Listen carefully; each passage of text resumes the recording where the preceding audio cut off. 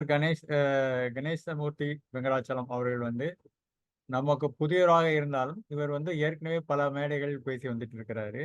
ஒரு இளைஞர் மிகவும் பிரபலமாக ஆகி கொண்டிருக்கிறவர். இவர் வந்து 10 ஆண்டுகளுக்கு மேல ஜிஎஸ்டி மற்றும் வருமான வரியில வந்து அனுபவம் பெற்றவர். இவர் சிஎஸ் இன்டர் பாஸ் பண்ணியிருக்காரு. அது இல்லாம சிஎஸ் எக்ஸிக்யூட்டிவ் ப்ரோக்ராமும் பாஸ் பண்ணியிருக்காரு. தனியார் கார்ப்பரேட் நிறுவனங்களான ஷோபிகா இம்பெக்ஸ் பிரைவேட் லிமிடெட் மற்றும் கிருஷ்ணா பிளைட் போன்ற நிறுவனங்களில் 10 ஆண்டுகளுக்கு மேல் பணிபுரிந்த அனுபவம் கொண்டவர். தன்னுடைய அனுபவத்தை பெற்ற பிறகு சொந்தமாக ஐவர்ஸ் டாக்ஸ் சொல்யூஷன்ஸ் அப்படின்ற நேம்ல அவருடைய சொந்த நிறுவனத்தை மே 1, 2019 ஆண்டு ஆரம்பிச்சாரு. இவரை பத்தி நான் சொல்லணும்னு அவசியம் இல்லை. ஏன்னு கேட்டீங்கன்னா, இவரை தெரியலனா கூட இவர் போடுற day to day updates, FAQs, GST மற்றும் வருமான வரி பத்தி ஒரு கருப்பு கலர்ல ஒரு பிளாக் போடுவாரு. இனி உடனே புரிஞ்சுக்கிற மாதிரியும், எளிதா அண்டர்ஸ்டாண்ட் பண்ற மாதிரியும், அதுக்கான ரெஃபரன்ஸு, செக்ஷன்ஸு, நோட்டிஃபிகேஷன்லாம் ரொம்ப தெளிவா குடுத்துருப்பாரு. தொடர்ச்சியா அவருடைய வெளியிட்டு வர எஃப்ஏக்யூஸ படிச்சுட்டு வந்திருக்க ஒரு ரசிகர் நானு. அது மட்டும் இல்லாமல், இவர் வந்து இந்த டிஆர்சி பற்றிய ஒரு தலைப்புல ஏற்கனவே நமது உறுப்பினர் திரு நீலகண்டன் சார் நடத்துற ஒரு வகுப்புல அவரு எடுத்த வகுப்ப நானு கேட்க நேர்ந்தது. அன்னைக்கே வந்து அவர வந்து நம்மளுடைய சொசைட்டிக்கு அறிமுகப்படுத்தணும் அப்படின்னு முடிவு பண்ணேன். அதனால அந்த தலைப்புல நீங்க பேசணும் அப்படின்னு சொல்லி அவர கேட்டுக்கிட்டேன். அது உடனே அவரு இசைந்தாரு. அது மட்டும் இல்லாம இவர் தொடர்ச்சியா இப்ப போட்டுட்டு வர எஃப்ஏக்யூஸ் இந்த ஜிஎஸ்டி அண்ட் இன்கம் டாக்ஸ வந்து இப்போ ஒரு 1 மே 2019 அவர் நிறுவனத்த ஆரம்பிச்சா சொல்லியிருந்தாரு. அதாவது அவர் நிறுவனம் அனைத்து 5 ஆண்டுகள் முடிகிற தருணத்துல அதே தேதியில இவர் போட்டுட்டு வர எஃப்ஏக்யூஸ வந்து ஒரு புல்லட்டினா வெளியிட்டிருக்காரு. மாத இதழா. இதுவரைக்கும் நம்ம அவர் வெளியிட்டு வந்த தினசரி இத படிக்க தவறுந்தவங்க, இத வந்து ஒரு பொக்கிஷமா பகிர பாதுகாத்து படிக்கலாம். ஏன்னா நீண்ட செய்திகளை படிக்கிறது இந்த காலத்துல வந்து எல்லாருக்குமே கஷ்டமா இருக்கு. இவர் ஒரு திருக்குறள் மாரி ஷார்ட்டா ஒரு கேள்விய கேட்டு, அதுக்கு பதிலையும் குடுத்து, ஒரு நோட்டிஃபிகேஷன் பட்டனையும் குடுக்குறாரு. முக்கியமா ப ப தெரிஞ்சுக்க வேண்டியது ரெட்லயும் வேற குடுக்குறாரு. ஸோ திரும்பவும் அவர் வந்து தினசரி நம்ம படிக்கிறத வந்து கன்சாலிடேட் பண்ணி, மாத இதழாக வெளியிட்டிருக்கிறதுல ரொம்ப மகிழ்ச்சி அடைகிறேன். இது ஒவ்வொருவரும் பாதுகாத்து படித்து அ ப ப பகிர்ந்து கொள்ள வேண்டிய அ புல்லட்டின் இது. ஸோ இந்த விதத்துல வந்து எனக்கு இரட்டிப்பு மகிழ்ச்சி. அதாவது தினசரியும் செய்தி போடுறாரு, மாத இதழாவும் கொண்டு வராரு. அதை அவர் தொடர்ந்து செய்ய வேண்டும். இது வந்து ஜிஎஸ்டி பிராக்டிஸ் அனைவருக்கும் மிக உபயோகமான ஒன்றாக இருக்கும். ஸோ கணேசமூர்த்தி அவர்களை வருக வருக என்று வரவேற்று அவருடைய பேச்சை தருமாறு உங்கள் அனைவரின் சார்பாக கேட்டுக்கொள்கிறேன். வருக கணேசமூர்த்தி. ரொம்ப தேங்க்யூ சார். தேங்க்யூ. செல்வராஜ் சாருக்கும் செந்தமிழ் செல்வன் சாருக்கும் என்னோட நன்றியை தெரிவிச்சுக்கிறேன். எனக்கு இந்த ஆப்பர்ச்சுனிட்டி வழங்கினதுக்கு. அதே மாதிரி ஜிஎஸ்டி ப்ரொஃபஷனல் சொசைட்டிக்கு அதோட மெம்பர்ஸ்க்கும் இங்க கலந்துக்கிட்ட எல்லாருக்கும் என்னோட நன்றியை தெரிவிச்சுக்கிறேன். எனக்கு அதிகமா பேச வராது. ஸோ டைரக்டா நம்ம கண்டென்ட்டுக்குள்ள போயிடலாம். ஓகேங்களா? Just a minute. நான் ஸ்கிரீன் ஷேர் பண்றேன். எல்லாருக்கும் வாய்ஸ் கிளியரா கேக்குதா? ஸ்கிரீன் ஷேர் ஆயிடுச்சா? கொஞ்சம் சேட் பாக்ஸ்ல போட்டீங்கன்னா பெட்டரா இருக்கும். யாராவது ஒருத்தர் 2 பேர். சார் கிளியரா இருக்கு. ஸ்கிரீனும் ஷேர் ஆயிருக்கு sir. Okay okay okay sir. Start பண்ணிடலாமா சார்? பண்ணலாம் சார். ஓகே. ஸோ வந்து இன்னைக்கு நம்ம பார்க்க போற டாபிக் வந்து ஃபார்ம்ஸ் அண்டர் ஜிஎஸ்டி. அதுல ஸ்பெசிஃபிக்கா டிமாண்ட் அண்ட் ரெக்கவரி ஃபார்ம்ஸ் மட்டும் நம்ம இன்னைக்கு பார்க்க போறோம். ஓகேங்களா? ஸோ இன்னைக்கு மீட்டிங்கோட அஜெண்டா என்ன அப்படிங்கிறத நான் உங்களுக்கு போட்டிருக்கேன். ஸோ நமக்கு இன்னைக்கு என்னென்ன பார்க்க போறோம், ஒரே டாபிக் தான் இருந்தாலும் அதை வந்து ஸ்ப்ளிட் பண்ணி நம்ம என்னென்ன அதுல டாபிக் வந்து ஸ்ப்ளிட் பண்ணி எப்படி இந்த 1 மணி நேரம் 1.5 மணி நேரத்தை கவர் பண்ண போறோம் அப்படிங்கிறத நோட் பண்ணியிருக்கேன். ஃபர்ஸ்ட் ஒன் வந்து ஃபார்ம்னா என்ன, ஜிஎஸ்டியில என்னென்ன ஃபார்ம் இருக்கு, ஜஸ்ட் ஒரு இது 3 மினிட்ஸ் கூட ஆகாது. ஓகேங்களா? ஸோ ஃபர்ஸ்ட் ஒரு இன்ட்ரோடக்ஷன் மாதிரி இது. நெக்ஸ்ட் வந்து demand and recovery form DRC 01 இருந்து 08 வரைக்கும் ஃபர்ஸ்ட் நம்ம ½ அன் ஹவர்ல மேக்ஸிமம் இதை கவர் பண்ணிடுவோம். அதுக்கப்புறம் ஒரு 5 மினிட்ஸ் அந்த ஃபார்ம்ஸ்ல மட்டும் உள்ள Q&A. ஸோ இது வரைக்கும் நடத்தின கிளாஸ்ல உள்ள Q&A மட்டும் அப்போ கேட்டுக்கலாம். ஜென்ரல் Q&A எல்லாம் லாஸ்ட்டாக பார்த்துக்கலாம். ஓகேங்களா? அடுத்தது வந்து 07A இருந்து 25 வரைக்கும் உள்ள ஃபார்ம்ஸை நம்ம அடுத்த ½ அன் ஹவர்ல பார்க்கறதா பிளான் பண்றோம். எல்லா ஃபார்ம்ஸையும் பார்த்ததுக்கு அப்புறம் நீங்க எல்லாம் கண்டிப்பா வந்து தூங்குற ஸ்டேஜ் போயிடுவீங்க. ஸோ அதனால உங்க தூக்கத்துல இருந்து எழுப்புறதுக்காக ஒரு சின்ன குட்டி ஸ்டோரி பிளான் பண்ணியிருக்கேன். இதான் ஃபர்ஸ்ட் டைம் ட்ரை பண்றேன். பார்க்கலாம் எப்படி இருக்குன்னு. அது முடிஞ்சதுக்கு அப்புறம் உங்களோட ஃபீட்பேக் கொஞ்சம் சொல்லுங்க. ஸோ இதெல்லாம் நீங்க கரெக்ட் பண்ணிக்கலாம். நல்லா இருக்குங்கிறதுக்காக இல்ல. அதாவது வந்து நீங்க நல்லா பண்றீங்க அப்படிங்கிறத தவிர்த்துட்டு, சார் நீங்க இதெல்லாம் கரெக்ட் பண்ணிக்கலாம். இல்ல இந்த ஸ்டோரிய கடைசியா சொல்லாதீங்க, ஃபர்ஸ்ட்டே சொல்லுங்க. ஸோ அந்த மாதிரி ஏதாவது கரெக்ஷன் இருந்தா நீங்க கண்டிப்பா எனக்கு சொல்லலாம். ஸோ நெக்ஸ்ட் டைம் அதை நான் கொஞ்சம் கரெக்ட் பண்ணிப்பேன். என்ன நான் டெவலப் பண்ணிக்கிறதுக்காக இந்த ஃபீட்பேக் ஃபார்ம் ஜஸ்ட் ஒரு 2 மினிட்ஸ் ஒரு 2-3 பேர் பேசினா கூட போதும். லாஸ்டா நம்ம Q&A பார்க்க போறோம். ஓகேங்களா? ஓகே. ஸோ ஃபர்ஸ்ட் ஃபார்ம்ஸ்னா என்ன அப்படின்னு பாத்தீங்கன்னா, ஃபார்ம்ஸ்னா என்னங்கிறதுக்கு எந்த டெஃபினிஷனும் எந்த ஆக்ட்லயுமே இல்ல. ஓகேங்களா? மெரியம் வெப்ஸ்டர் டிக்ஷனரியில என்ன சொல்லியிருக்காங்கன்னா, ஃபார்ம்னா ஒரு printed or typed document with blank space. ஓகேங்களா? ஒரு டாக்குமெண்ட் பிரிண்ட் ஆயிருக்கும், இல்ல டைப் ஆயிருக்கும், இல்ல எழுதி கூட இருக்கலாம். ஓகேங்களா? ஸோ ஃபார்ம்ங்கிறதுக்கு மீனிங் அதுதான். வித் பிளாங்க் ஸ்பேஸ், பேலன்ஸை நம்ம ஃபில் பண்ணணும். கொஸ்டின் ஆன்சர் மாதிரி இருக்கும். ஸோ இப்படி இருந்தால்தான் அது ஃபார்ம்ங்கிறத சொல்லியிருக்காங்க. இன்னொரு டெஃபினிஷன்ல, இன்னொரு டிக்ஷனரி மீனிங், ஸோ அதே மெரியம் வெப்ஸ்டர் டிக்ஷனரியில இன்னொன்று என்ன சொல்லியிருக்காங்கன்னா, external shape or structure of something. ஓகேங்களா? ஸோ வந்து நம்ம சட்டத்துல ஒன்று சொல்லியிருப்பாங்க, எல்லாமே ரிட்டர்ன்ல தான் இருக்கும். அதை ஒரு ஷேப் கொண்டு வர்றது தான் ஃபார்ம் அப்படிங்கிறது இந்த மீனிங் வந்து தெரியப்படுத்துது. ஓகேங்களா? ஸோ இன்னொரு கேஸ்ல இன்னும் நல்லா டீப்பா சொல்லியிருக்காங்க. ஃபார்ம்னா என்னன்னா மாடல் ஆர் ஸ்கெலிட்டன் இன்ஸ்ட்ருமெண்ட். ஓகேங்களா? அது ஒரு மாடல் இன்ஸ்ட்ருமெண்ட். முன்னாடி சொன்ன மாதிரி வந்து ஸ்கெலிட்டன் இன்ஸ்ட்ருமெண்ட்னா என்ன மீனிங்னா, எலும்பு மட்டும்தான் இருக்கும், மீதி சதையும் ரத்தமும் நம்ம தான் ஃபில் பண்ணணும். அதாவது பாதி டீடைல் இருக்கும் வித் பிளாங்க் ஸ்பேஸ் அப்படின்னு டிக்ஷனரியில சொல்லியிருக்குல்ல. ஸோ அதை தான் இங்கேயும் மீன் பண்றாங்க. Model or skeleton instrument containing the principle necessary matters. So எதெல்லாம் முக்கியமான கண்டென்ட்டோ அது எல்லாமே அங்க இருக்கும். ப்ராப்பர் டெக்னிக்கல் டேர்ம்ஸ் ஆர் ஃப்ரேஸ்ல இருக்கும். அண்ட் என்னென்னலாம் நெசசரியோ, whatever else necessary to make it formally correct. So ஃபார்மலா அது வந்து சரியாக இருப்பதற்கு என்னென்ன எல்லாம் நெசசரியா இருக்கணுமோ அது எல்லாமே arranged in proper and methodological order. So அது ஒரு ப்ராப்பர் ஆர்டர்ல, ஒரு மெத்தடாலிக்கல் ஆர்டர்ல அரேஞ்ச் பண்ணி இருந்தால்தான் அது form and capable of being adapted to the circumstances. ஓகேங்களா? ஸோ சுச்சுவேஷனுக்கு ஏற்ற மாதிரி, சர்க்கம்ஸ்டன்ஸ்க்கு ஏற்ற மாதிரி அப்பப்போ அதை அப்டேட் பண்ணிக்கிட்டே இருக்கக்கூடியதாக இருக்கிறதெல்லாம் ஃபார்ம் அப்படின்னு சொல்லி பியர்சன் வெஸ் இன்சூரன்ஸ் கம்பெனி அப்படிங்கிற ஒரு கேஸ்லால டெஃபினிஷன் கொடுத்துருக்குங்க. ஸோ ஃபார்ம்ஸ்னா என்னங்கிறது சிம்பிளா சொல்ல போனா fill in the blanks மாதிரி ஒரு ஃபார்ம் இருக்கணும்.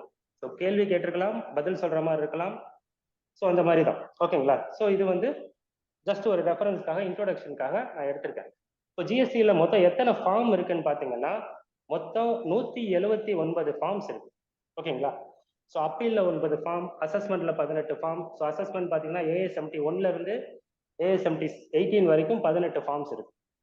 இந்த மாதிரி நமக்கு எல்லாமே ஃபார்ம்ஸ் மூலமா தான் நம்ம வந்து எக்ஸிக்யூட் பண்ண முடியும். நம்ம சட்டத்தில் சொல்லியிருக்கக்கூடிய ஒன்றை நம்ம எக்ஸிக்யூட் பண்றோம். ஃபார் எக்ஸாம்பிள், ரிஜிஸ்ட்ரேஷன் பண்ணணும். ஸோ லயபிள் டு ரிஜிஸ்ட்ரேஷன் இருக்கு. ஸோ நீங்க ரிஜிஸ்ட்ரேஷன் பண்ணணும்னா, ஸோ இங்க ரிஜிஸ்ட்ரேஷன்ல உள்ள REG1 அந்த ஃபார்மை எடுத்து அந்த ஃபார்ம் ஃபில் பண்ணி நீங்க அப்ளை பண்ணாதான் ரிஜிஸ்ட்ரேஷன் பண்ண முடியும். ஓகேங்களா? Every activity to be done through forms.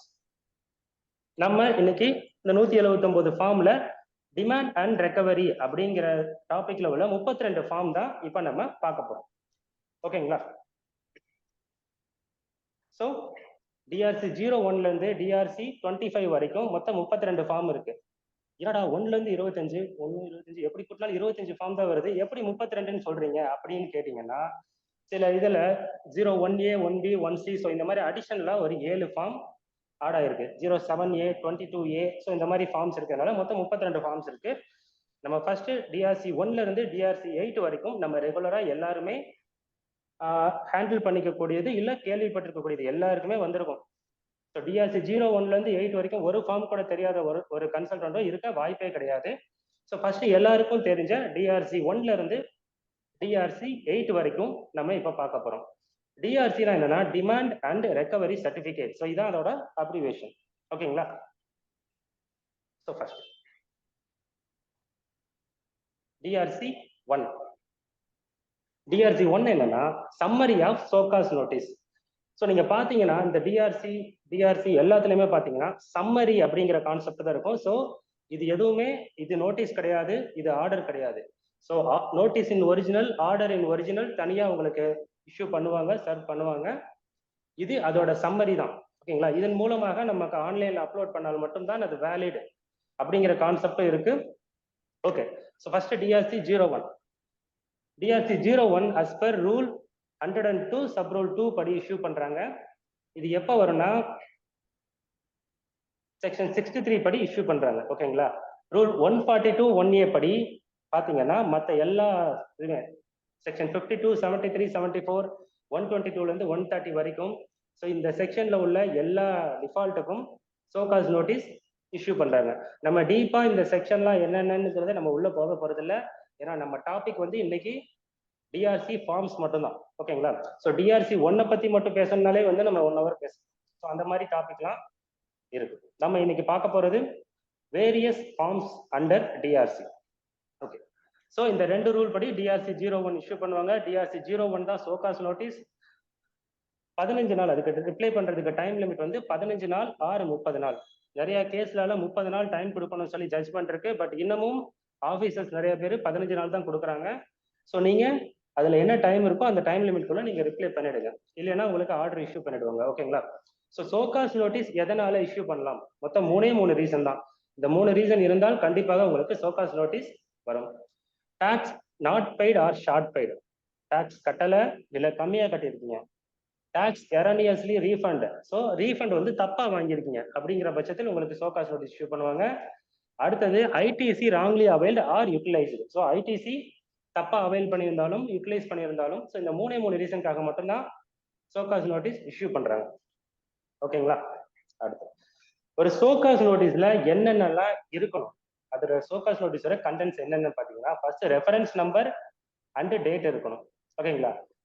யாருக்கு சோகாஸ் நோட்டீஸ் இஷ்யூ பண்ணியிருக்காங்க, ஜிஎஸ்டி, அவங்களோட GST number, name, address, so இந்த டீட்டெயிலாம் ப்ராப்பராக இருக்கணும். Financial year and tax period. So எந்த வருஷத்துக்கானது, எந்த மந்த்துக்கான பீரியட், அதெல்லாமே இருக்கணும். எந்த செக்ஷனுக்கு கீழே இஷ்யூ பண்ணியிருக்காங்க அப்படிங்கிறது கண்டிப்பாக இருக்கணும். அதுக்கு கீழே உங்களுக்கு 3 இது வந்து கண்டிப்பாக இருக்கும். மெயினாக எல்லாத்துலேயுமே இருக்கும். இது எல்லாமே இல்லைன்னா அது எஸ்சிஎன்ஏ கிடையாது. ஒரு சோகாஸ் நோட்டீஸோட ஃபார்மோட ஃபார்மேட்டே இதுதான். இது இல்லாமல் எந்த சோகாஸ் நோட்டீஸும் இருக்காது. உங்களுக்கு சாம்பிள் ஃபார்மேட்டும் பின்னாடி அட்டாச் பண்ணியிருக்கேன், நம்ம இப்போ பார்க்கலாம். ஓகேங்களா? So brief fact of the case, grounds, tax and other dues, supporting documents, due date. ஓகேங்களா? ஸோ இது எல்லாமே நான் உங்களுக்கு இப்போ ஒரு சாம்பிள் ஃபார்ம்ல காமிக்கிறேன். உங்களுக்கு டிஆர்சி 01ங்கிறது இப்படிதான் வரும். ரெஃபரன்ஸ் நம்பர் இருக்கும், ஜிஎஸ்டி நம்பர் இருக்கும், அவங்களோட நேம் அண்ட் அட்ரஸ், எந்த பீரியடுக்கானது, எந்த ஃபினான்ஷியல் இயருக்கானது, சோகாஸ் நோட்டீஸோட ரெஃபரன்ஸ் நம்பர் என்ன, எந்த செக்ஷனுக்கு கீழே இஷ்யூ பண்ணியிருக்காங்க, செக்ஷன் 73யா, ஸோ எந்த ஆக்டுக்கு கீழே எந்த செக்ஷனுக்கு கீழே கவர் ஆகுது அப்படிங்கிறதையும் இங்கே கொடுத்துருப்பாங்க. அதுக்கப்புறம் இந்த 3 இது இல்லாமல் எதுவுமே இருக்காது.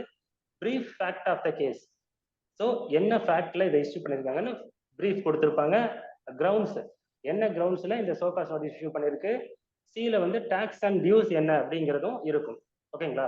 ஸோ இந்தந்த பீரியட்ல உங்களுக்கு இந்த டியூஸ் இருக்கு அப்படிங்கிறது சோகாஸ் நோட்டீஸ் இருக்கும். சப்போர்ட்டிங் டாக்குமெண்ட் ஏதாவது இருந்தால், அதாவது அந்த ஒரிஜினல் நோட்டீஸ் அட்டாச் பண்ணியிருப்பாங்க. டிஆர்சி 01A முன்னாடியே கொடுத்திருந்தால், அதாவது ப்ரீ இன்டிமேஷன் ஏதாவது கொடுத்திருந்தால் அதை அட்டாச் பண்ணியிருப்பாங்க.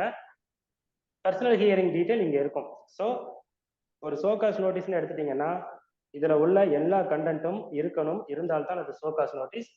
இது இல்லாம அவங்களாலையும் இஷ்யூ பண்ண முடியாது. ஏன்னா இதெல்லாம் வந்து ப்ரீ டிஃபைன்டு ஃபார்ம்ஸ், அவங்க போர்ட்டல்ல இப்படிதான் இருக்கும். ஓகேங்களா? ஸோ சோகாஸ் நோட்டீஸ் இஷ்யூ பண்றதுக்கான டைம் லிமிட் என்ன பாத்தீங்கன்னா 2017-18க்கு 30/9/2023 வரைக்கும் டைம் இருந்தது. 18-19க்கு 31 ஜனவரி வரைக்கும், 19-20க்கு 30 ஏப்ரல் வரைக்கும். ஸோ போன மாசத்துல நமக்கு 19-20க்குமே நமக்கு டைம் சோகாஸ் நோட்டீஸ்க்கு முடிஞ்சிருச்சு. ஸோ இதுக்கப்புறம் அவங்க சோகாஸ் நோட்டீஸ் அந்த செக்ஷன் 73ல இஷ்யூ பண்ண முடியாது. ஓகேங்களா? ஸோ அதே மாதிரி நம்ம இப்போ வரைக்கும் எந்தெந்த இயருக்கு என்னென்ன டியூ டேட் அப்படிங்கிறத அப்டேட் பண்ணி வச்சிருக்கேன். அந்த செக்ஷன் 73 அண்ட் 74 இந்த பிபிடி ஷேர் பண்ணிடுவாங்க, அதை நீங்க அப்புறமா ரெஃபர் பண்ணிக்கோங்க. இந்த டைம் லிமிட் எப்படி கால்குலேட் பண்றாங்கன்னா, அந்த செக்ஷன் 73 படி 2.25 வருஷம், 2.25 வருஷத்துக்குள்ள அவங்க வந்து சோகாஸ் நோட்டீஸ் இஷ்யூ பண்ணியிருக்கணும். ஓகேங்களா? அதாவது 3 வருஷத்துக்குள்ள ஆர்டர் போட்டிருக்கணும். ஸோ ஆர்டர் போடுறதுக்கு 3 மாசம் முன்னாடி நோட்டீஸ் கொடுத்துருக்கணும். ஸோ அந்த கான்செப்ட்ல 2.25 வருஷம் எப்போ இருந்துன்னா from the due date of filing GSTR 9. GSTR 9 due டேட்ல இருந்து 2.25 வருஷம், அதாவது 33 மாசத்துக்குள்ள அவங்க சோகாஸ் நோட்டீஸ் இஷ்யூ பண்ணியிருக்கணும். அப்படி பண்ணவில்லை என்றால் அதுக்கப்புறம் அவங்க சோகாஸ் நோட்டீஸ் இஷ்யூ பண்ணி நம்ம கிட்ட அமௌண்ட் கேட்க முடியாது, டிமாண்ட் பண்ண முடியாது. இதே அண்டர் செக்ஷன் 74 இருந்தால் 74 இருந்தால் 5 வருஷத்துக்குள்ள அவங்க ஆர்டர் இஷ்யூ பண்ணணும். நோட்டீஸ் 6 மாசத்துக்கு முன்னாடி, ஸோ 4.5 வருஷத்துக்குள்ள from the due date of filing GSTR 9க்கு அவங்க சோகாஸ் நோட்டீஸ் இஷ்யூ பண்ணியிருக்கணும். 73க்கும் 74க்கும் என்ன டிஃபரன்ஸ் அப்படின்னு பார்த்தீங்கன்னா, எல்லாருக்குமே தெரிஞ்சதுதான், மேபி தெரிஞ்சதே திருப்பி ரிப்பீட் பண்ற மாதிரி கூட இருக்கலாம். பட் ஆனால் இந்த DRC 8க்கு அப்புறம் எதுவுமே தெரிஞ்சதா இருக்க வாய்ப்பே கிடையாது. ஏன்னா நிறைய பேருக்கு அந்த ஃபார்முலா என்னன்னு கேள்விப்பட்டிருக்க கூட மாட்டாங்க. ஸோ கொஞ்சம் கூடயே வாங்க, இடையில கொஸ்டின் இருந்தால் கூட நீங்க சாட் பாக்ஸ்ல போடுங்க, முடிஞ்சா நான் அப்பப்போ கிளியர் பண்ணிட்டே வரேன். ஓகேங்களா? அண்டர் செக்ஷன் 73னா போனோஃபைட் டிஃபால்டர்ஸ், அதாவது தெரியாமல் தவறு செய்தவர்கள். ஓகேங்களா? ஸோ அவங்களுக்கு இது தவறுங்கிறதே தெரியாது, தெரியாமல் இருக்கலாம், இல்ல கவனிக்காமல் இருக்கலாம், இல்ல அறியாமையா இருக்கலாம். ஒரு சட்டம் இருக்குன்னு தெரியாம இருக்கலாம். ஸோ அவங்கலாம் அண்டர் செக்ஷன் 73ல வருவாங்க. அண்டர் செக்ஷன் 74 யாருன்னா, எல்லாமே தெரியும் ஆனா நான் டேக்ஸை எவைட் பண்ணணும்னே பண்ணியிருக்கேன் அப்படிங்கிறவங்க மாலோஃபைட் டிஃபால்டர்ஸ். ஸோ அவங்கலாம் அண்டர் செக்ஷன் 74ல வராங்க. அவங்களுக்கு டியூ டேட் வேற. ஓகேங்களா? 5 இயர்ஸ் வரைக்கும் அவங்களுக்கு ஆர்டர் போடலாம். அதே மாதிரி இதுல இன்னொன்னு, அண்டர் செக்ஷன் 76ல என்ன சொல்லியிருக்காங்கன்னா, நீங்க டாக்ஸை கலெக்ட் பண்ணிட்டீங்க ஆனா கட்டல அப்படிங்கிற சிச்சுவேஷன்ல எந்த டைம் லிமிட்டும் கிடையாது. 10 வருஷம் கழிச்சு கூட உங்களுக்கு சோகாஸ் நோட்டீஸ் இஷ்யூ பண்ணலாம். ஓகேங்களா? Under section 76. So where tax collected but not paid அப்படிங்கிற சிச்சுவேஷன்ல மட்டும் டைம் லிமிட்டே கிடையாது. நீங்க டாக்ஸை வாங்கிட்டீங்க, கட்டல. ஓகேங்களா? இதான் DRC 01. DRC 01A என்னன்னா, ஒரு இன்டிமேஷன். ஸோ வந்து சோகாஸ் நோட்டீஸ் கொடுக்கறதுக்கு முன்னாடி ஜென்ரலா வந்து இதை கொடுப்பாங்க. AI 7010ஓட சேர்ந்து இதை வந்து அப்லோட் பண்ணிடுவாங்க. ஓகேங்களா? DRC 01A as per rule 142(1A) படி proper officer before service of notice under section 73, அதாவது சோகாஸ் நோட்டீஸ்க்கு முன்னாடி DRC 01A கொடுப்பாங்க. இது வந்து நோட்டீஸ் கிடையாது, இது ஜஸ்ட் ஒரு இன்டிமேஷன் தான். ஓகேங்களா? இதுக்கு வந்து நீங்க ரிப்ளை பண்ணா DRC 01A பார்ட் B-ல நீங்க ரிப்ளை பண்ணிக்கலாம். இதுக்கும் ஆக்சுவலா 30 நாள் டைம் லிமிட் இருக்கும். இதோட ரீசனும் என்னன்னு கேட்டீங்கன்னா, இது இஷ்யூ பண்றதுக்கும் ரீசன் வந்து சேம் ரீசன் தான். சோகாஸ் நோட்டீஸ்க்கு என்ன ரீசனோ அதே 3 ரீசன் தான். ஓகேங்களா?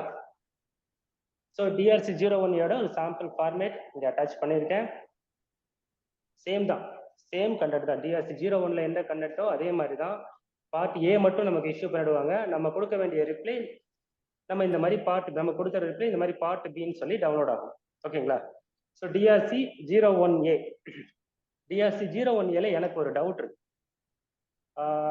DRC 01 இஷ்யூ பண்றதுக்கு முன்னாடி கண்டிப்பா DRC 01A இஷ்யூ பண்ணணுமா, இல்ல DRC 01A இஷ்யூ பண்ணாம டைரக்டா DRC 01 அதாவது சோகாஸ் நோட்டீஸ் இஷ்யூ பண்ணிடலாமா? கொஞ்சம் சாட் பாக்ஸ்ல போடுறீங்களா? உங்களோட ஆன்சர் தெரிஞ்சா கொஞ்சம் பெட்டரா இருக்கும். ஸோ கொஸ்டின் என்னன்னா, DRC 01 டைரக்டா இஷ்யூ பண்ணலாமா, இல்ல அதுக்கு முன்னாடி இன்டிமேஷன் உங்களுக்கு கொடுக்கணுமா?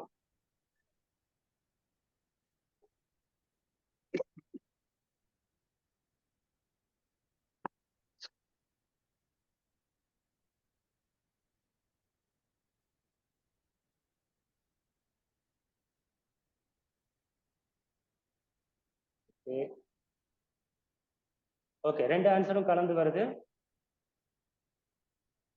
Not mandatory, intimation must. Okay, so வந்து 50-50 தான் வருது. ஓகேங்களா? இதோட ஆன்சர் என்னங்கிறத நான் சொல்றேன். DRC 01 வந்து டைரக்டா இஷ்யூ பண்ணலாம். இது வந்து ஸ்டார்டிங்ல 2019க்கு முன்னாடி, 2019 நினைக்கிறேன், நான் வேணா அதை செக் பண்ணி சொல்றேன். ஸோ ஸ்டார்டிங்ல நிறைய கேஸ்ல DRC 01A கொடுக்காமல் DRC 01 கொடுக்கக்கூடாது, DRC 01A மஸ்ட்ன்னு இருந்தது. சட்டத்திலையும் அப்படிதான் இருந்தது. நிறைய கேஸ்லாலையும் இந்த மாதிரி ஜட்ஜ்மெண்ட் பாசிட்டிவா வந்ததுனால கவர்மெண்ட் என்ன பண்ணுச்சுன்னா, ஒரு நோட்டிபிகேஷன் மூலமா நான் உங்களுக்கு காமிக்கிறேன். இந்த இடத்துல என்ன இருந்ததுன்னா, DRC 01A இந்த இடத்துல ஷால் பிஃபோர்ன்னு இருக்கும், அதே மாதிரி இங்க ஷால் கம்யூனிகேட்னு இருக்கும். ஸோ ஒரு நோட்டிபிகேஷன் மூலமா இந்த ஷாலை மெயின் மாத்திட்டாங்க, இந்த ஷால் கம்யூனிகேட்டை வெறும் கம்யூனிகேட்டுங்கிறத மாத்திட்டாங்க. ஸோ 2019க்கு அப்புறம் DRC 01 டைரக்டா இஷ்யூ பண்ணலாம், அது எந்த தவறும் கிடையாது. ஓகேங்களா? ஸோ DRC 01 கொடுக்கல, எனக்கு DRC 01 டைரக்டா கொடுத்துட்டாங்கன்னு சொல்லி நம்ம வாதாட முடியாது, சட்டம் திருத்தப்பட்டு விட்டது. Next DRC 01B. இது ஒரு 1.5 வருஷம் முன்னாடி வந்த புது ஃபார்ம் தான். டிஆர்சி 01B என்னன்னா இது ஒரு இன்டிமேஷன். டிஆர்சி 01க்கும் டிஆர்சி ஜிஎஸ்டிஆர் 1க்கும் ஜிஎஸ்டிஆர் 3Bக்கும் உள்ள அவுட்வர்ட் டாக்ஸ் லயபிலிட்டியோட டிஃபரன்ஸ் இருந்தால் இதை வந்து சிஸ்டமே ஜென்ரேட் பண்ணி இந்த ஃபார்மை இஷ்யூ பண்ணணும். ஓகேங்களா? இது வந்து as per ரூல் 88C படி இஷ்யூ பண்ணது. ஒரு தடவை இஷ்யூ பண்ணிட்டாங்க, அதாவது இந்த டிஆர்சி 01B உங்களுக்கு இஷ்யூ ஆயிடுச்சுன்னா நீங்க எந்த ஜிஎஸ்டி ரிட்டர்னும் ஃபைல் பண்ண முடியாது. அதற்கு ரிப்ளை நீங்க 7 நாளைக்குள்ள பண்ணவில்லை என்றால் உங்களுக்கு ஆட்டோமேட்டிக்கா அடுத்த ரெக்கவரி ப்ரொசீடிங் இனிஷியேட் பண்ணிடுவாங்க. இதுக்கு time limit to reply 7 days தான். ரிப்ளை வந்து பார்ட் பில சப்மிட் பண்ணணும். ஒரு தடவை ரிப்ளை சப்மிட் பண்ணிட்டா ஆட்டோமேட்டிக்கா அந்த பிளாக் பண்ணியிருந்தாங்களே ரிட்டர்ன் ஃபைல் பண்ண முடியாது, அது ஆட்டோமேட்டிக்கா அன்பிளாக் ஆயிடும். ஓகேங்களா? டிஆர்சி 01B சாம்பிள் ஃபார்ம் வந்து நான் இங்க அட்டாச் பண்ணியிருக்கேன். ஸோ இந்த மாதிரி தான் இருக்கும். அதுல மெயின் கண்டென்ட் இதுதான். ஸோ ஜிஎஸ்டிஆர் 1 இல்லை ஐஎஃப்எஃப் படி நீங்க இவ்வளவு லயபிலிட்டி டிக்ளேர் பண்ணியிருக்கீங்க, ஆனா 3Bல இவ்வளவு தான் டிக்ளேர் பண்ணியிருக்கீங்க, டிஃபரன்ஸ் லயபிலிட்டி இவ்வளவு இருக்கு. ஸோ நீங்க இந்த டிஆர்சி 03ல பணத்தை கட்டுங்க, இல்ல பார்ட் பில ரிப்ளை கொடுங்க அப்படின்னு சொல்லி நமக்கு இந்த ஃபார்ம் வந்து எலக்ட்ரானிக்கலா இஷ்யூ பண்ணிடுவாங்க. ஸோ நம்ம என்ன பண்ணணும்னா இந்த மாதிரி ரிப்ளை கொடுக்குறப்போ நம்ம வந்து டிஆர்சி 03ல வந்து நான் பணம் கட்டிட்டேன் அப்படின்னு சொல்லி அந்த மேல இதுக்கு மேல ஒரு டீட்டெயில் இருக்கும். ஸோ டிஆர்சி 03ல நான் பணம் கட்டிட்டேன்னு சொல்லிட்டு அந்த ஏஆர்என் நம்பர் அந்த டீட்டெயிலாம் ஃபில் பண்ணணும். அப்படி இல்லைன்னா ரீசன் ஃபார் த டிஃபரன்ஸ்க்கு இங்க ரீசன்லாம் இருக்கும். ஸோ இங்க என்ன ரீசன் நம்ம செலக்ட் பண்ணி 7 நாளைக்குள்ள ரிப்ளை பண்ணணும். ஓகேங்களா? அந்த ரிப்ளை சாட்டிஸ்ஃபைனா உங்களுக்கு ஆட்டோமேட்டிக்கா அந்த பிளாக் வந்து அன்பிளாக் ஆயிடும். ஸோ நெக்ஸ்ட் வந்து டிஆர்சி 1B எப்படி வந்து அவுட்புட் டாக்ஸ் லயபிலிட்டியோட டிஃபரன்ஸ்க்காக இஷ்யூ பண்றாங்களோ இது வந்து ஐடிசி டிஃபரன்ஸ் இருந்தால் இஷ்யூ பண்ணக்கூடியது. ரூல் நம்பர் 88D படி இது இஷ்யூ பண்றாங்க. இதுவும் சேம் மெத்தட் தான். எலக்ட்ரானிக்கலி சிஸ்டமே ஆட்டோமேட்டிக்கா இஷ்யூ பண்ணிடும். ஒரு தடவை இஷ்யூ பண்ணிட்டா ஜிஎஸ்டி ஃபைலிங் பிளாக் ஆயிடும். 7 நாளைக்குள்ள ரிப்ளை பண்ணணும். சேம் ப்ரொசீஜர் தான். பார்ட் பில ரிப்ளை கொடுக்கணும், இல்ல டிஆர்சி 03ல பணம் கட்டணும். ஓகேங்களா? ஸோ டிஆர்சி 01Cயும் சாம்பிள் ஃபார்மேட் வச்சிருக்கேன். ஸோ 2Bல உங்களுக்கு ஐடிசி இவ்வளவு இருக்கு, 3Bல நீங்க இவ்வளவு எடுத்திருக்கீங்க, எக்ஸஸ் கிளைம் இவ்வளவு எடுத்திருக்கீங்க. ஸோ இதை டிஆர்சி 03ல கட்டுங்க, இல்ல பார்ட் பில எனக்கு ரிப்ளை கொடுங்க அப்படின்னு சொல்லி நோட்டீஸ் இஷ்யூ ஆயிடும். பார்ட் பில நம்ம ரிப்ளை கொடுக்கணும். ரிப்ளைல இந்த மாதிரி நான் வந்து இந்த பணத்தை இவ்வளவு டிஆர்சி 01Cல வந்ததை டிஆர்சி 03ல கட்டிட்டேன், ஏஆர்என் நம்பர் இது, எந்தெந்த ஹெட்ல எவ்வளவு கட்டியிருக்கேன் அப்படிங்கிற டீட்டெயிலாம் கொடுத்து நம்ம ரிப்ளை சப்மிட் பண்ணால் இது டிராப் ஆயிடும். அப்படி இல்லைன்னா அந்த டிஃபரன்ஸ்க்கு என்ன ரீசன் அப்படிங்கிறதுல நம்ம ஃபில் பண்ணி நம்ம ரிப்ளை சப்மிட் பண்ற மாதிரி இருக்கும். ஸோ இந்த ஃபார்ம் வந்து போன வருஷம் கொண்டு வந்தாங்க. இது கொண்டு வந்ததுக்கு இந்த 2 ஃபார்முக்கும் மெயின் ரீசன் என்னன்னா 1க்கும் 3Bக்கும் டிஃபரன்ஸ் இருக்கக்கூடாது, இருக்க வாய்ப்பே இல்லை. எதனால டிஃபரன்ஸ் வருது? டிஃபரன்ஸ் வரவே கூடாது. ஸோ அது அந்தந்த மாசம் கிளியர் பண்றதுக்காகத்தான் இந்த டிஆர்சி 1Bயும் 1Cயும். ஸோ இது போர்ட்டல்ல எங்க போய் பார்க்கறது அப்படிங்கிற ஸ்கிரீன்ஷாட்டும் நான் இப்போ அட்டாச் பண்ணியிருக்கேன். லாகின் பண்ணிட்டீங்கன்னா சர்வீசஸ் ரிட்டர்ன் கம்ப்ளைன்சஸ். ஸோ இதுல போனீங்கன்னா உங்களுக்கு லயபிலிட்டி மிஸ்மேட்ச் அண்ட் ஐடிசி மிஸ்மேட்ச்னு 2 ஃபார்மும் இங்க இருக்கும். ஓகேங்களா? So TRC 01B and 01C பார்த்துட்டோம். இப்போ இதுல வந்து இதுக்கு ஏதாவது லிமிட் இருக்கா? அதாவது வெறும் 10 ரூபாய் நான் டிஃபரன்ஸ் வச்சு ஃபைல் பண்ணா கூட எனக்கு வந்து டிஆர்சி 01B 01C வந்து இஷ்யூ ஆயிடுமா? ஸோ அப்படிங்கிறது என்னோட கொஸ்டின். ஃபார் எக்ஸாம்பிள் வந்து as per 2B வந்து 2 லட்ச ரூபாய் ஐடிசி இருக்கு எல்லாம் கலந்து. ஓகேங்களா? நான் 3Bல 2,10,000 ரூபாய் எடுத்திருக்கேன். இப்போ எனக்கு இந்த நோட்டீஸ் வருமா? டிஆர்சி 01C வருமா? கொஞ்சம் ஆன்சர் பண்றீங்களா? 1 லட்ச ரூபாய் எடுக்க வேண்டிய இடத்துல 1,10,000 ரூபாய் எடுத்திருக்கேன்.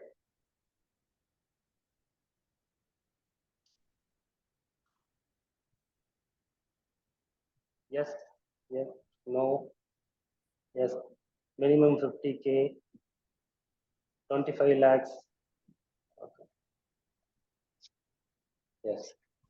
ஸோ நிறைய வந்து எஸ் தான் கொடுக்குறீங்க. ஆக்சுவலாக வந்து அதுக்கு ஒரு லிமிட் இருக்கு. என்ன லிமிட்னா 2Bயை விட 20% அதிகமாக எடுத்திருக்கீங்க அல்லது 25 லட்ச ரூபாய் அதிகமாக எடுத்திருக்கீங்க அப்படிங்கிற பட்சத்தில் தான் உங்களுக்கு டிஆர்சி 01C இஷ்யூ ஆகும். அந்த 20% தாண்டாதப்போ உங்களுக்கு வந்து டிஆர்சி 01C வராது. ஸோ சேம் டிஆர்சி 01Bக்கும் அதே தான். ஸோ லயபிலிட்டி ஜிஎஸ்டிஆர் 1 விட நீங்க 3Bல கம்மியா காமிச்சிருக்கீங்க, ஸோ அது 20% கிராஸ் பண்ணல அப்படிங்கிற பட்சத்தில் உங்களுக்கு டிஆர்சி 01B இஷ்யூ ஆகாது. ஓகேங்களா? ஸோ அந்த த்ரெஷோல்ட் லிமிட் இருக்கு. இது ஒரு அப்டேட் நீங்க தெரிஞ்சுக்கங்க. அடுத்து வந்து TRC 01D. Sir please sir one more time sir, the same concept. அதாவது அந்த லிமிட் மட்டும் சொல்றீங்க அப்படிதானே? இல்ல சார், இப்போ டிஆர் 20 டீட்டெயில் சொன்னீங்க இல்லைங்களா சார், மறுபடியும் ஒரு டைம் சொல்லுங்க. ஓகே. ஸோ டிஆர்சி 01Cனா என்னன்னா ஐடிசி மிஸ்மேட்ச் 2B விட 3Bல நீங்க அதிகமா எடுத்திருந்தீங்கன்னா உங்களுக்கு நோட்டீஸ் வந்து டிஆர்சி 01C கம்ப்யூட்டரை இஷ்யூ பண்ணும். ஆனால் வெறும் 10 ரூபாய் அதிகமா எடுத்தது, 20 ரூபாய் அதிகமா எடுத்தது, 2000 ரூபாய் அதிகமா எடுத்ததுக்கு இஷ்யூ பண்ணுமா அப்படின்னு கேட்டீங்கன்னா கிடையாது. அதுல வந்து ஒரு லிமிட் கொடுத்துருக்காங்க 20%. 1 லட்சம் ரூபாய்க்கு ஐடிசி 2Bல நீங்க இருக்கு, 3Bல 1,21,000 ரூபாய்க்கு மேல, அதாவது 1 லட்சம் ரூபாய்க்கு வந்து 20% வந்து 20,000 ரூபாய். ஸோ 1,20,000க்கு மேல நீங்க எடுக்கும் போது தான் டிஆர்சி 01C இஷ்யூ பண்ணுவாங்க. 1,10,000 ரூபாய் எடுத்தால் இஷ்யூ ஆகாது. ஓகேங்களா? ஓகே தானே sir? Yes sir, thank you sir, thank you. Okay okay. Next TRC 01D. Sir 20% அதிகமா எடுத்தா மட்டும்தான் நோட்டீஸ் வருமா, இல்ல கம்மியா எடுத்தாலும் நோட்டீஸ் வருமா சார்? சார் கம்மியா எடுத்தா வராது சார், வர வாய்ப்பு இல்ல. கம்மியா எடுத்து வந்தா நீங்க ப்ராப்பரா ரிப்ளை கொடுத்துடலாம். ஓகேங்களா? ஏன்னா அதிகமா எடுத்தா கவர்மெண்ட்டுக்கு லாஸ். ஆனா நீங்க லயபிலிட்டி கம்மியா கொடுத்தீங்கன்னா ஓகே சார். ஓகே. சார் கொஞ்சம் எல்லாரும் மியூட்ல போட்டுக்கோங்க. क्वेश्चन கேட்கறவங்க மட்டும் அப்பப்ப அன்மியூட் பண்ணிட்டு திருப்பி மியூட்ல பண்ணிடுங்க. Okay. TRC 01D. TRC 01D என்னன்னா இப்போ நம்ம 1Bலையும் 1Cலையும் கொடுக்குற நோட்டீஸை 7 நாளைக்குள்ள ரிப்ளை பண்ணல, பணம் கட்டல அப்படிங்கிறப்போ கொடுக்கக்கூடிய இன்டிமேஷன் தான் டிஆர்சி 01D. டிஆர்சி 01D கொடுத்துட்டாங்கன்னா உங்களுக்கு ரெக்கவரி ப்ரொசீடிங் இந்த 7 நாளைக்குள்ள டிஆர்சி 01Dக்கு அப்புறம் 7 நாளைக்குள்ள நீங்க பணம் கட்டவில்லை என்றால் உங்களுக்கு ஆட்டோமேட்டிக்கா ரெக்கவரி ப்ரொசீடிங் இனிஷியேட் பண்ணிடுவாங்க. டிஆர்சி 01D வந்துட்டா நீங்க வந்து ரிப்ளை எல்லாம் சப்மிட் பண்ண முடியாது. 01B 01C இருக்கும்போதே நீங்க ரிப்ளை சப்மிட் பண்ணிருக்கணும். அதுக்கப்புறம் 01D இஷ்யூ பண்ணிட்டா நீங்க பணம் கட்டுறதை தவிர வேற எதுவும் ஆப்ஷன் இல்ல. ரெக்கவரி ப்ரொசீடிங் அவங்க இனிஷியேட் பண்ணிடுவாங்க. ஓகேங்களா? உங்க பேங்க் அக்கௌண்ட் ஃப்ரீஸ் பண்றதும் இந்த மாதிரி. ஸோ வந்து இது வந்து டைம் லிமிட்டும் நமக்கு கிடையாது. நார்மலா வந்து ஆர்டர் போட்டு 90 நாளைக்குள்ள அப்பீல், இதுல அப்பீல் எதுவுமே கிடையாது. டிஎஸ்சி 01D பொறுத்த வரைக்கும் டைரக்டா ரெக்கவரி ப்ரொசீடிங் தான். ஸோ 1B அண்ட் 1C சாதாரண இஷ்யூ கிடையாது. வந்தா உடனே ரெஸ்பாண்ட் பண்ணுங்க. நெக்ஸ்ட் மந்த் ரிட்டர்ன் ஃபைல் பண்ண முடியாது. ரெக்கவரி ப்ரொசீடிங் 7 நாள்ல இனிஷியேட் பண்ணுவாங்க. இதுக்கு ஆர்டருக்காவது நீங்க ரிப்ளை சப்மிட் பண்ண முடியும். டிஆர்சி 1Dக்கு ரிப்ளை கூட சப்மிட் பண்ண முடியாது. ஓகேங்களா? ஓகே. அடுத்தது டிஆர்சி 02. சார் இது எல்லாமே சொல்லுங்க சார் எல்லாமே சைட்ல தான் வருதா, இல்ல மெயில் இது மாதிரி ஏதாவது அக்சஸ் பண்ணுவாங்களா சார்? சார் எல்லாமே சைட்ல தான் சார். இது வந்து சிஸ்டமே கொடுக்கறதுனால கண்டிப்பா ஜிஎஸ்டி போர்ட்டல்ல தான் இருக்கும். போர்ட்டல்ல இஷ்யூ பண்ணதும் உங்க ரிஜிஸ்டர்ட் மெயில் ஐடிக்கு ஒரு கம்யூனிகேஷனும் வந்துடும். Right sir, right. இப்போ ஒரு ஆஃபீஸர் இஷ்யூ பண்றதுனால வந்து நீங்க வேணா அது உங்க 2-3 விதமா பண்றாங்க, கூட பண்றாங்க. இது வந்து சிஸ்டம் இஷ்யூடு. ரைட் சார், புரியுது. தேங்க்யூ. ஓகே. அடுத்தது வந்து டிஆர்சி 02. டிஆர்சி 02 என்னன்னா இது ஒரு அடிஷனல் ஸ்டேட்மெண்ட், அவ்வளவுதான். டிஆர்சி 01ல ஏதாவது வெட்டு போயிருந்ததுன்னா டிஆர்சி 02 கொடுத்து நமக்கு ஒரு அடிஷனல் ஸ்டேட்மெண்ட்டாக கொடுப்பாங்க, அவ்வளவுதான். இது வந்து நிறைய பேருக்கு அதிகமா பண்றது இல்ல. ஜஸ்ட் ஒரு ஃபார்ம் வரிசையா பாக்குறதுனால இதை பார்க்குறோம். டிஆர்சி 03. டிஆர்சி 03 நம்ம எல்லாருக்குமே தெரியும். நம்ம ஆரம்பிச்சதுல இருந்தே நம்ம கட்டுற பணம் எல்லாம் டிஆர்சி 03 தான். இவே பில் இஷ்யூவா இருக்கட்டும், இல்ல நம்மளே கண்டுபிடிச்சு கட்டுறதா இருக்கட்டும், சோகாஸ் நோட்டீஸ் வந்ததுக்கு அப்புறம் பணம் கட்டக்கூடியதா இருக்கட்டும், ஈவன் ஆர்டர் வந்ததுக்கு அப்புறம் கூட நிறைய பேர் டிஆர்சி 03 தான் பணம் கட்டுறாங்க. பழகி போயிடுச்சு அவங்களுக்கு. பணம் கட்டினாலே டிஆர்சி 03 தான். ஓகேங்களா? ஸோ டிஆர்சி 03 தான் நமக்கு எல்லாருக்கும் தெரிஞ்ச உறுதுணையான நண்பன் கூட சொல்லலாம் form. Okay. DRC 03 voluntary payment, இல்ல payment made against show cause notice, இல்ல டிஆர்சி 01A இன்டிமேஷன். ஸோ இதுக்கு அகைன்ஸ்டா நம்ம பணம் கட்டக்கூடிய ஒரு ஃபார்ம் தான் டிஆர்சி 03. இது வந்து அண்டர் 2 ரூல்ல இஷ்யூ பண்றாங்க. Rule 142(2) and 142(3). 142(2) என்னன்னா மேக் பேமெண்ட் வாலண்டரிலி. ஸோ வாலண்டரியா நீங்க கட்டினீங்கன்னா அது 142(2)ல வந்தது. 143(3) படி ஒரு சோகாஸ் நோட்டீஸ்க்கு அகைன்ஸ்டா 73(8), 74(8) பதிலாகவோ இல்ல 129, 129(1), 129(3). ஓகே.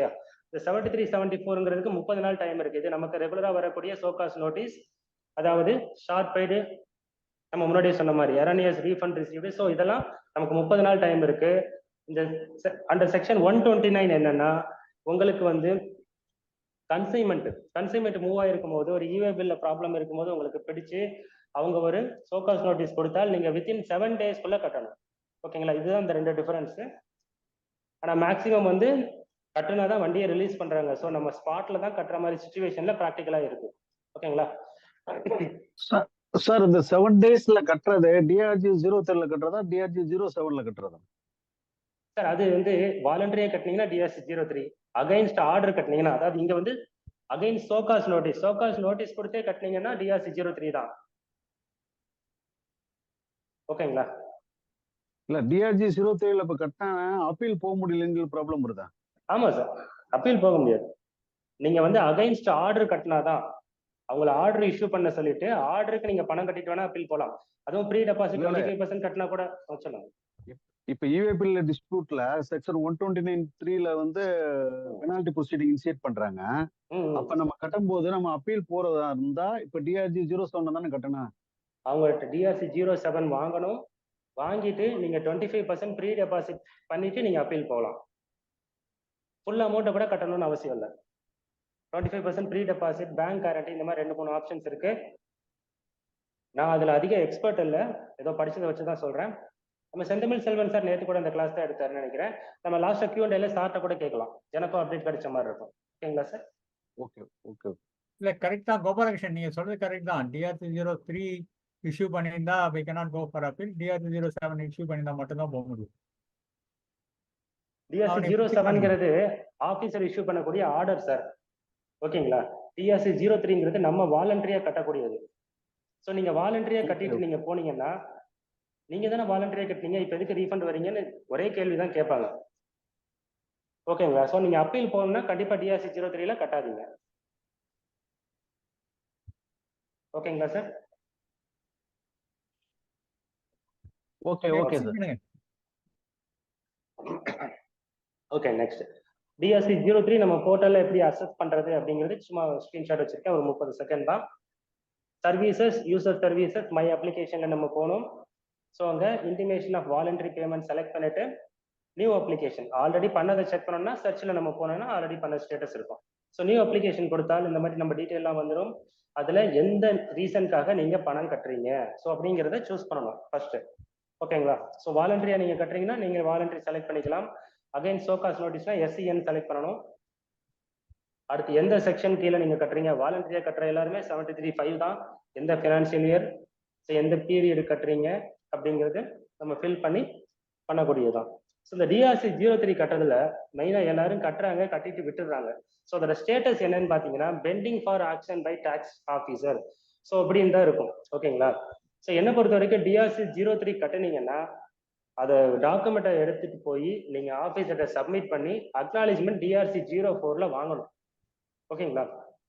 ஸோ அப்படி வாங்குறது மூலமா என்ன பெனிஃபிட்னா, ஸோ அந்த ஆஃபீஸரே அதை அக்னாலேஜ் பண்ணதுனால நிறைய சான்ஸ் இருக்கு உங்களுக்கு அடுத்த சோகாஸ் நோட்டீஸ் வராது. ஏன்னா அது சம்பந்தப்பட்ட சோகாஸ் நோட்டீஸ் வர வாய்ப்பு இல்லை, ஏன்னா அந்த ஆஃபீஸரே அதை செக் பண்ணி அக்னாலேஜ் பண்ணி கொடுக்கறதுனால. ஓகேங்களா. ஸோ டிஆர்சி 04 இப்படிதான் இருக்கும். இது அந்த டிஆர்சி நம்ம கட்டின வாலண்டரி பேமெண்ட்டுக்கான அக்னாலேஜ்மெண்ட். இதுக்கு வந்து எந்த டைம் லிமிட்டும் கிடையாது. ஸோ நீங்க டிஆர்சி 03 பண்ணிட்டு விட்டீங்கன்னா 4 வருஷத்துக்கு முன்னாடி பண்ண டிஆர்சி 03 கூட இப்போ வரைக்கும் அக்செப்ட் ஆகாம இருக்கும். ஸோ நீங்க ப்ராப்பரா போய் பார்த்து, இதுக்குன்னு கூட தனியா போய் பார்க்க தேவையில்லை, கண்டிப்பா நமக்கு ரெகுலரா வேலை இருக்கு ஆஃபீஸ்ல. ஸோ நம்ம போய் டிஆர்சி 04 வாங்கிக்கிறது பெட்டர். ஓகேங்களா. என்னோட சஜஷன் இது. சார் அது இஷ்யூ பண்றாங்களா இல்லாட்டி நம்ம சார் அது அவங்களே இப்படி கேட்டா தந்துடுறாங்களா இல்லாட்டி ஒரு மாதிரி கம்பல் பண்ணணுமா சார்? கம்பல்லாம் இல்லை சார். ஃபர்ஸ்ட் வந்து நிறைய ஆஃபீஸருக்கு அவங்களோட சிஸ்டம்ல நிறைய ஆப்ஷன்ஸ் என்னென்னங்கிறதே தெரியல. ஓகேங்களா. சோ நிறைய ஆபீசர்ஸ் நான் எதுக்காக கேக்குறேன்னா சார், அவங்க ரொம்ப பிஸியா இருக்கிறாங்க. இதை நம்ம போய் அவங்களுக்கு விலைக்கு சொல்லி வாங்குறதுக்குள்ள ரொம்ப கஷ்டமா இருக்குது, அதுக்காக. இல்ல சார், பண்ணிட்டா நமக்கு நல்லது சார். பின்னாடி நோட்டீஸ் வந்து அந்த நோட்டீஸ்க்கு நம்ம பதில் கொடுத்து அதுக்கப்புறம் அதை கவனிக்காம ஆர்டர் போடுறதுக்கு இது எவ்வளவு பரவாயில்ல. ரைட். வேற ஏதாவது வேலை பார்க்கும்போது இதையும் சேர்த்து பார்த்துடலாம்.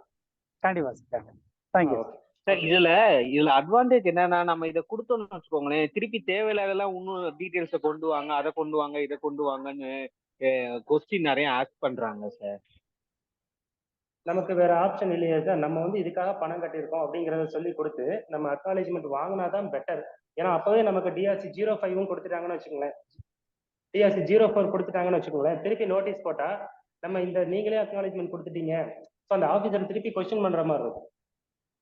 நல்லா இருக்கும், வேற ஒன்றும் இல்லை.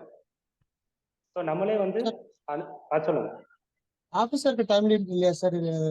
நமக்கு டைம் லிமிட்டே கிடையாது, issue- டைம் லிமிட் கிடையாது. ஸோ அதனால அவங்க அப்படி ஒன்று இருக்குங்கிறதே நிறைய பேருக்கு பார்க்காம தான் வச்சிருக்காங்க. ஸோ நமக்கு வேணும்னா நம்ம தான் போய் பார்த்து அக்னாலேஜ்மெண்ட் வாங்கணும். ஸோ டிஆர்சி 04 டைம் லிமிட் கிடையாது.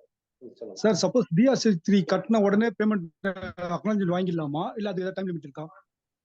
இல்லை சார், அதெல்லாம் உடனே போய் வாங்கிடலாம். நீங்கள் டிஆர்சி 03 சப்மிட் பண்ணி சப்போர்ட்டிங் டாக்குமெண்ட் எதாவது இருந்தாலும் அதை சப்மிட் பண்ணி கொடுத்தீங்கன்னா அவங்க ஜஸ்ட் சிஸ்டம்ல பார்த்து பண்றது தான், வேற ஒன்றும் இல்லை, ஒரே கிளிக் தான்.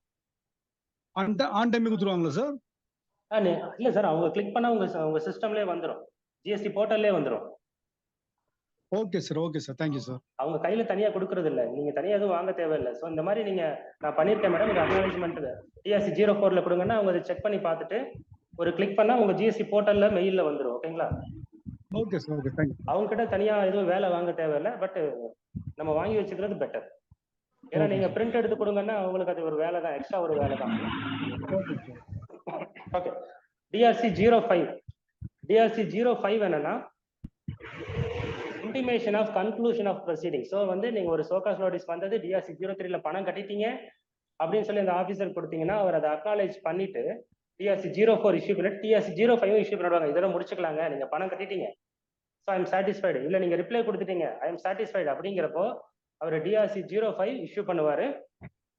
ஸோ ஆர்டருக்கு போகாது, டிஆர்சி 07க்கு போக வாய்ப்பு கம்மி. டிஆர்சி 05 இஷ்யூ பண்ணிட்டா அந்த கன்க்ளூஷன் ஆஃப் ப்ரொசீடிங் அர்த்தம். டிஆர்சி 06 என்னன்னா நம்ம டிஆர்சி 01க்கும் கொடுக்கக்கூடிய ரிப்ளை, நம்ம எப்படி ஜிஎஸ்டி போர்ட்டல்ல போய் ஆட் ரிப்ளைன்னு கொடுப்போம்ல, அதுதான் டிஆர்சி 06.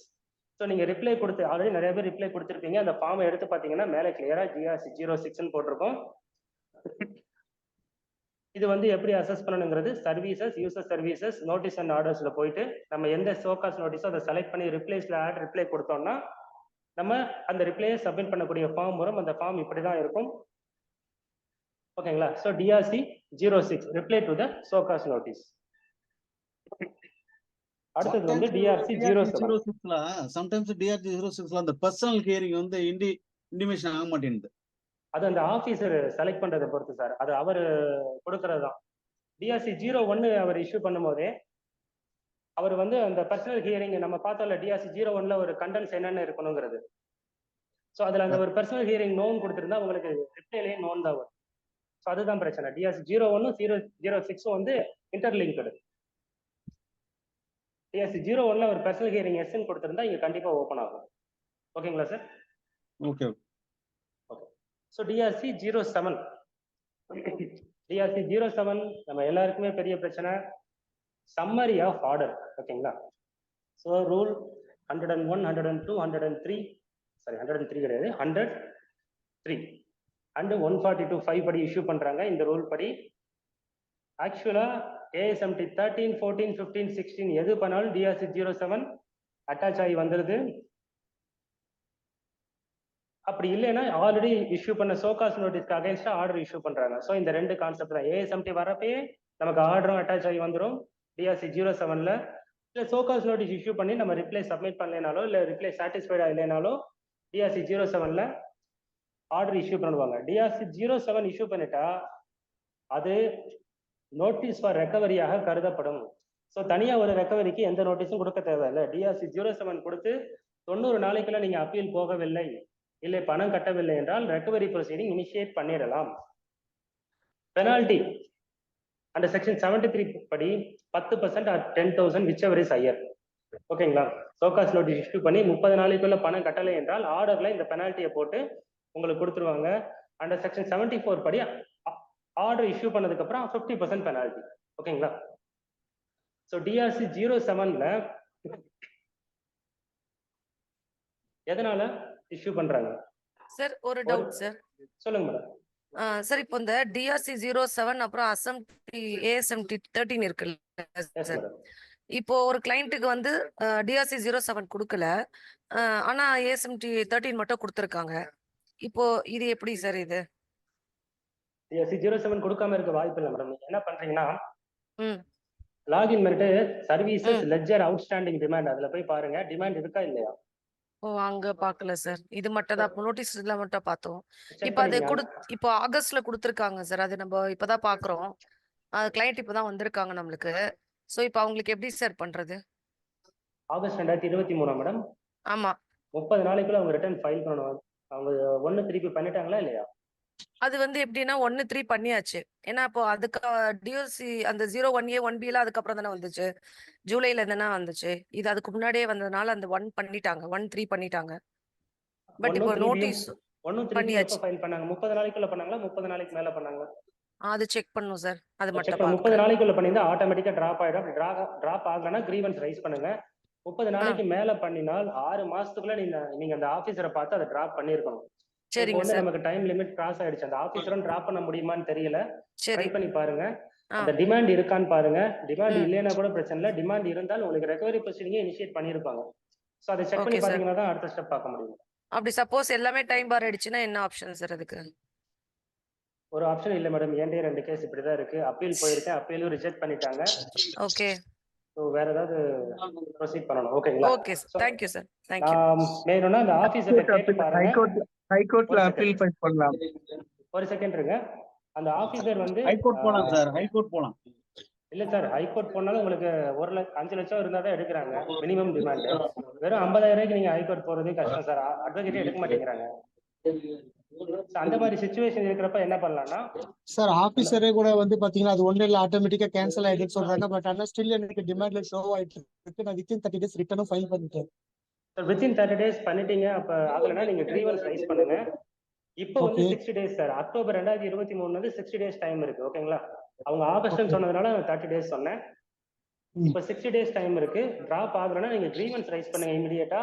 அப்பவும் டிராப் ஆகலைன்னா 6 மாசம் வரைக்கும் அந்த ஆபீசருக்கு பவர் இருக்கு. நீங்க ஒரு ரிப்ளை லெட்டர் கொடுத்து ரெக்டிஃபிகேஷன் ஆஃப் ஆர்டர் போட சொல்லுங்க. அவர் டிராப் பண்ணிடுவார். இல்ல ஓகேங்களா? நான் ஆபீசரை போய் டைரக்டா பார்த்தனா அது ஆட்டோமேட்டிக்கா டிராப் ஆயிடும். நீங்க ஒரி பண்ணிக்காதீங்க, நீங்க போங்கன்னு சொல்லி அனுப்பிச்சிடுறாங்க. நான் எல்லா ப்ராப்பரா எல்லாமே பிரிண்ட் அவுட்ல இருந்து லெட்டர் வரைக்கும் எடுத்துட்டு போனேன். பட் ஆனா அவங்க வாங்க கிரீவன்ஸ் மறுக்கிறாங்க. ரைஸ் பண்ணுங்க சார். கிரீவன்ஸ் ரைஸ் பண்ணுங்க சார். இப்ப அப்படிதான் சார் சொல்லுவாங்க. 6 மாசத்துக்கு அப்புறம் அவங்களாலையும் டிராப் பண்ண முடியாது. மேல இருந்து எங்களுக்கு டார்கெட், நாங்க ரெக்கவரி இனிஷியேட் பண்ணி தான் ஆகணும்னு சொல்லுவாங்க. 2-3 கேஸ் எனக்கு இப்படிதான் ஆச்சு. Sir sir sorry to interrupt. இப்போ அந்த 30 days சொல்றீங்களா சார்? இப்போ அது ஏஎஸ்எம்டி 13 வந்து இப்போ ஜூலைல ஒரு டேட்ல வந்திருக்குன்னா அதுல இருந்து 30 days கணக்கா எப்படி சார் அது? ஆமா. ஓகே. அந்த என்னைக்கு ஆர்டர் வந்திருக்கோ சர்வ் பண்ணதுல இருந்து 30 நாள். 30 நாள். Okay sir. Thank you. Okay. TRC okay. நம்ம டிஆர்சி 08 பார்த்துட்டு ஒரு 5 minutes Q&A வச்சுக்கலாம். ஓகேங்களா? இப்பயே 1/2 hour பிளான் பண்ணோம். 45 minutes ஆயிடுச்சு. ஓகே. ஸோ டிஆர்சி 07 வந்து அகைன் சோகாஸ் நோட்டீஸ் அகைன்ஸா இஷ்யூ பண்றாங்க. எப்போன்னா அந்த சோகாஸ் நோட்டீஸ்க்கு டிஆர்சி 01 2 இருக்கும்போது டாக்ஸ் பே பண்ணல, இல்ல கம்மியா பே பண்ணிருக்கீங்க, ரிப்ளை கொடுக்கல, இல்ல கொடுத்த ரிப்ளை சாட்டிஸ்ஃபைடா இல்ல எந்த ஆக்ஷனும் எடுக்கல நோட்டீஸ்க்கு அப்படிங்கிறப்போ உங்களுக்கு வந்து டிஆர்சி 07 இஷ்யூ பண்றாங்க. அதே மாதிரி குட்ஸ் டிரான்சிட் ஆகும்போது ஏதாவது கான்ட்ராவென்ஷன் ஆஃப் லா இருந்தா ஆட்டோமேட்டிக்கா உங்களுக்கு ஆர்டர் இஷ்யூ பண்றாங்க. அதே மாதிரி நீங்க supplies or receives goods with intent to evade tax. So bill trading மாதிரி ஏதாவது பண்ணீங்க, டாக்ஸை எவைட் பண்ணணுன்னே ஒரு குட்ஸை சப்ளை பண்றீங்க இல்ல ரிசீவ் பண்றீங்க அப்படிங்கிற பட்சத்தில் இது வருது. நீங்க வந்து டிஆர்சி 07 இஷ்யூ பண்றாங்க. இன்னொன்று வந்து உங்களுக்கு வந்து ரிஜிஸ்ட்ரேஷன் லயபிள் ஆயிடுச்சு, த்ரெஷோல்ட் லிமிட்டை தாண்டிட்டீங்க, ஆனா வந்து டாக்ஸை கலெக்ட் பண்ணாம நீங்க குட்ஸ் சப்ளை பண்ணிட்டு இருக்கீங்க அப்படிங்கிற பட்சத்திலும் டிஆர்சி 07 டைரக்டா இஷ்யூ பண்ணலாம். ஓகேங்களா? ஏஎஸ்எம்பியோட சேர்த்து இஷ்யூ பண்ணிடுவாங்க. நம்ம முன்னாடியே பார்த்த மாதிரி நோட்டீஸ்க்கான டைம் லிமிட் பார்த்தோம். இது ஆர்டருக்கான டைம் லிமிட். ஸோ ஆர்டருக்கு வந்து 3 years from the due date of filing GSTR 9 under section 73 படி, 74 படி 5 years டைம் இருக்கு. எப்போ டாக்ஸ் கலெக்ட் பண்ணி கவர்மெண்ட் கட்டாம இருக்கோ அப்போ எந்த டைம் லிமிட்டும் கிடையாது. நமக்கு போன மாசத்தோட 18-19க்கான ஆர்டருக்கு டைம் லிமிட் முடிஞ்சிருச்சு. 31 ஆகஸ்ட் வரைக்கும் 19-20க்கு ஆர்டருக்கு டைம் லிமிட் இப்போ கையில இருக்கு. ஓகேங்களா? ஸோ நோட்டீஸ் இஷ்யூ பண்ணவங்க, நோட்டீஸ் ரிசீவ் ஆயிடுச்சு அப்படிங்கிறவங்க எல்லாருக்குமே 31 ஆகஸ்ட்குள்ள ஆர்டர் இஷ்யூ பண்ணிடுவாங்க. நீங்க இப்பவே ஸ்டார்ட் அவுட் பண்ணிக்க ட்ரை பண்ணுங்க. நெக்ஸ்ட், ஒரு சோகாஸ் நோட்டீஸ் இஷ்யூ பண்ற, சோகாஸ் நோட்டீஸோ ஆர்டரோ இஷ்யூ பண்றதுக்கு மானிட்டரி லிமிட், அதாவது வந்து எவ்வளவு வேல்யூக்கு யாரை இஷ்யூ பண்ணலாம் அப்படிங்கிறதுக்கு ஒரு லிமிட் இருக்கு. அந்த லிமிட்டை நான் போட்டிருக்கேன். ஒரு சூப்பரிண்டென்டாக இருந்தால், இது வந்து சென்ட்ரல் டாக்ஸ் மட்டும், அதாவது வந்து சென்ட்ரல் ஆபீசர்ஸ்க்கு மட்டும் கொடுத்த லிமிட், ஓகேங்களா.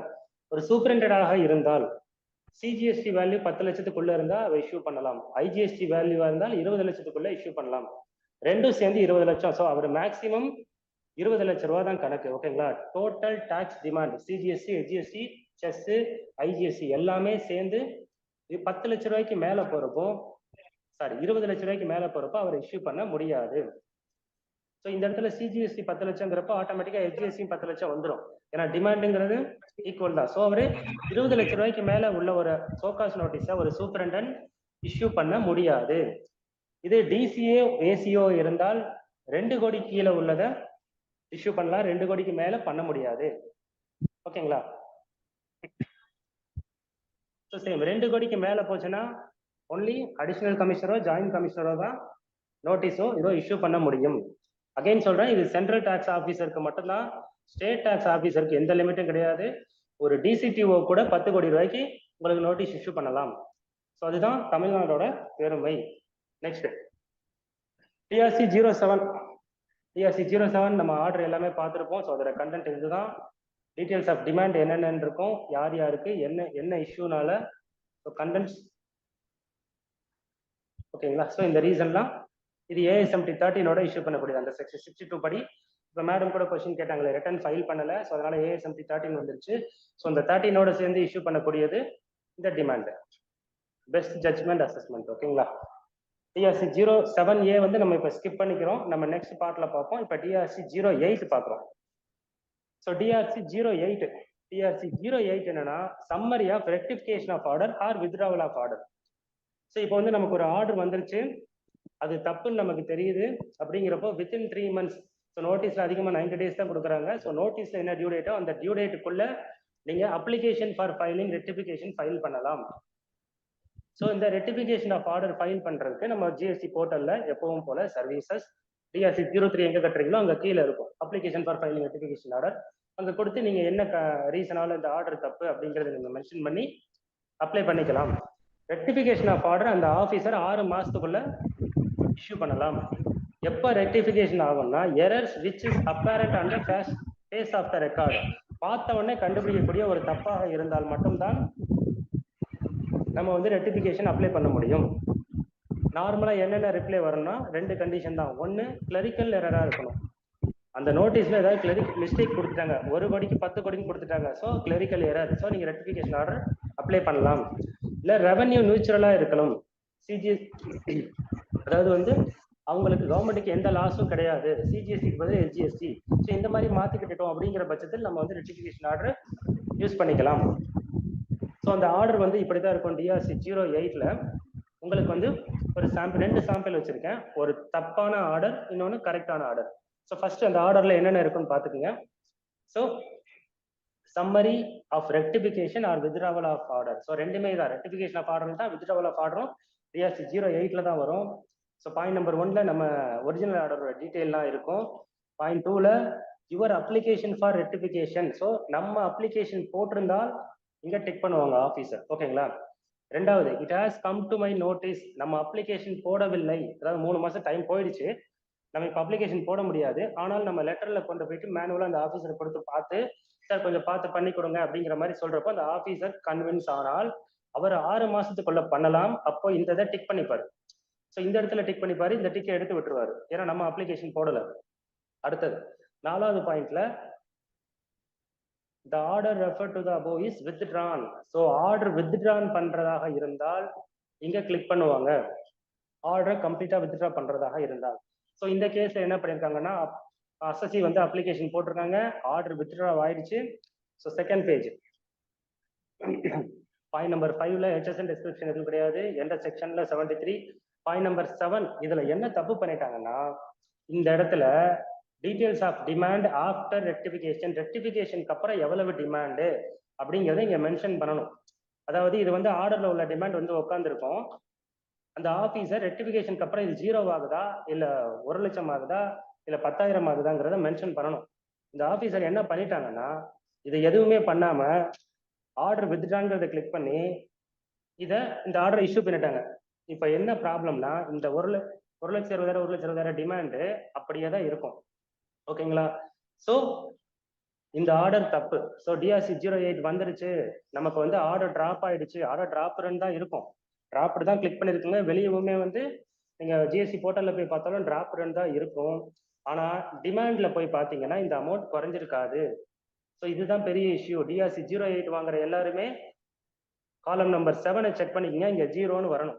நான் உங்களுக்கு இன்னொரு சாம்பிள் ஃபார்ம் வச்சிருக்கேன் பாருங்க, இது கரெக்டான ஆர்டர். ஸோ இது வந்து நாங்கள் அப்ளிகேஷன் போடலை, அப்புறம் 3 மாசத்துக்கு மேலே ஆச்சு. இந்த ஆஃபீஸரை பார்த்தோம், 2 இடத்துலையும் டிக் பண்ணியிருக்காரு, ஆர்டரை வித்ட்ரா பண்ணிட்டாரு.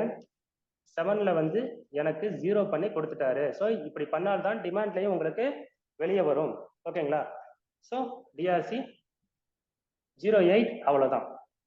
ஒரு 5 மினிட்ஸ் மட்டும் டிஆர்சி 01லேருந்து 8 வரைக்கும் ஏதாவது கொஸ்டின் இருந்தால் கேட்கலாம், இல்லைன்னா நம்ம கண்டினியூ பண்ணிடலாம். ஏன்னா இது இந்த சொல்லுங்க. சாட் பாக்ஸ்ல போட்டிருக்காங்க சார், அதை பாத்தீங்கன்னாவே கொடுப்போம். ஓகே.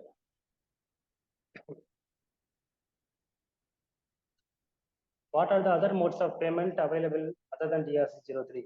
ஸோ இது என்ன மீனிங்ல கேட்குறீங்கன்னு தெரியல. நீங்க அகைன்ஸ்ட் டிமாண்ட் கட்டலாம், நீங்க ரெகுலரா ரிட்டர்ன் ஃபைல் பண்றது கட்டக்கூடிய கேஷ் லெஜர்ல கட்டலாம். ஓகேங்களா?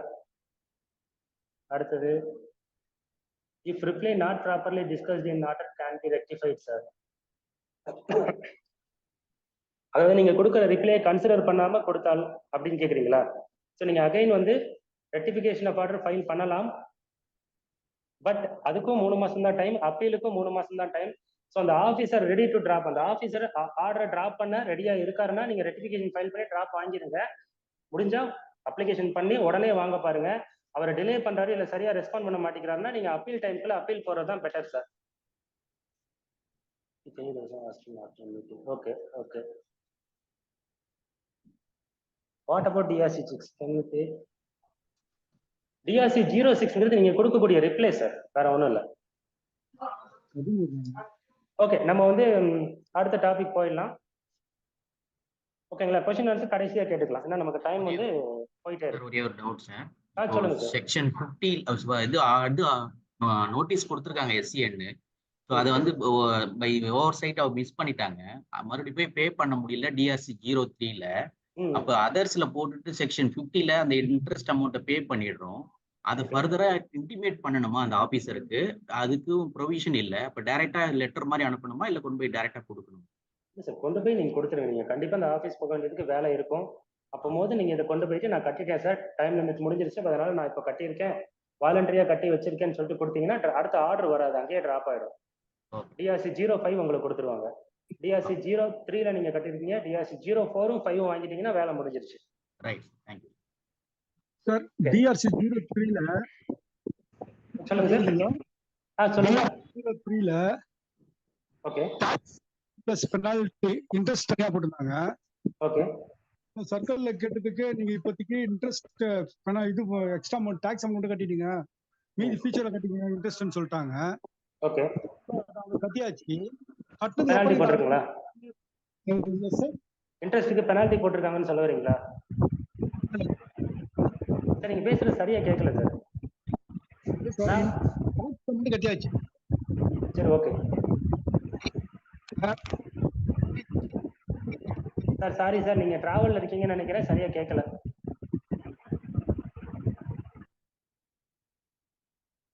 ஹலோ,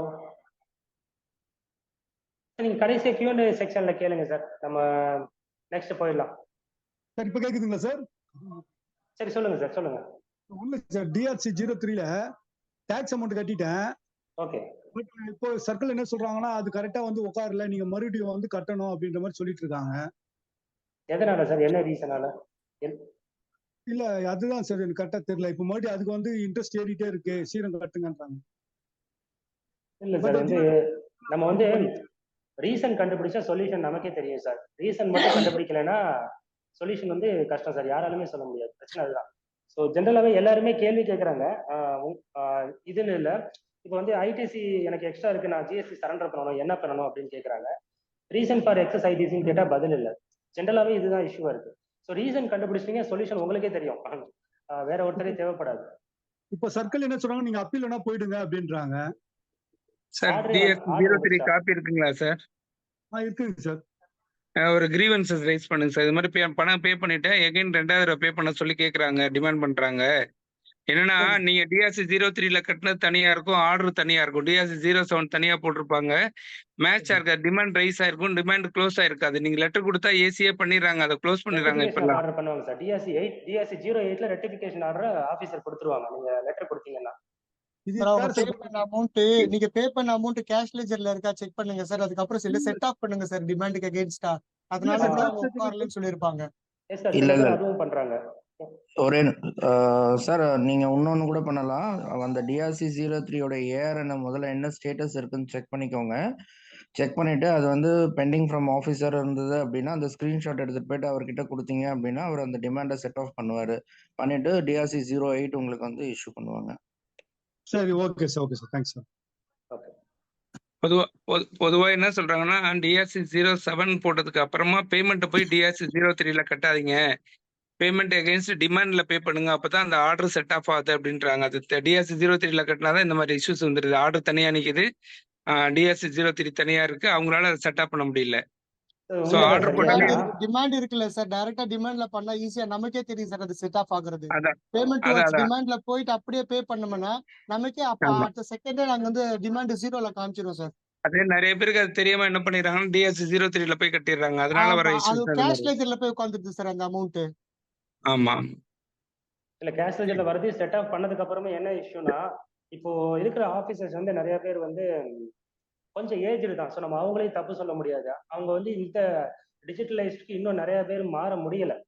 ஓகேங்களா? ஸோ ஒரு 50 ஏஜ்ல உள்ள ஒருத்தவங்க வந்து இந்த புதுசா உள்ள சிஸ்டமைஸ்க்கு மாறுறதுக்கு அவங்க எல்லா ஆப்ஷனும் உள்ள போய் பார்த்து எங்க இருக்குன்னு அவங்களால கண்டுபிடிக்க முடியல. ஸோ அந்த ரீசனால தான் அவங்க நீங்க திருப்பி கட்டுங்க அப்படிங்கிற மாதிரி சொல்றாங்க. இருக்கிற வேலையை பார்க்க முடியல. இதுல நீங்க பண்ண தப்பையும் நாங்க கரெக்ட் பண்ணணும். அந்த ஆபீசர் பாயிண்ட் ஆஃப் வியூல இருந்து சொல்றேன். நடக்குது, ஸ்டேட்ல மட்டும் தான் நடக்குது, சென்ட்ரல்ல வந்து கிளியரா இருக்காங்க. பிகாஸ் சென்ட்ரல்ல வந்து ப்ராப்பரா ட்ரைனிங் கொடுத்துறாங்க சார். ஸ்டேட்ல அந்த அளவுக்கு இல்ல அப்படிங்கிறது என்னோட இது. இல்ல சார், ஸ்டேட்லயும் இப்ப ட்ரைனிங் கொடுக்க தான் செய்யறாங்க. இவங்களுக்கு கத்துக்கிறதுல விருப்பம் இல்லை. Okay okay okay sir. நம்ம அது ரொம்ப டீப்பா போக வேணாம் சார். உள்ள சொல்ல முடியாது. நம்ம நிறைய ஆபீசர் கூட இருக்கலாம்.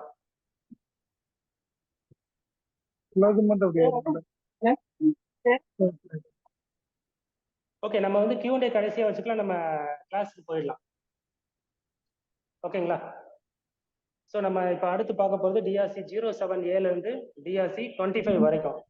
ஸோ டிஆர்சி 01 இருந்து 8 வரைக்கும் எல்லாருமே ஒரு தடவை பார்த்துருப்போம். அட்லீஸ்ட் புது கன்சல்டன்ட் இருந்தால் கூட அது என்னங்கிறத பார்த்துருப்பீங்க.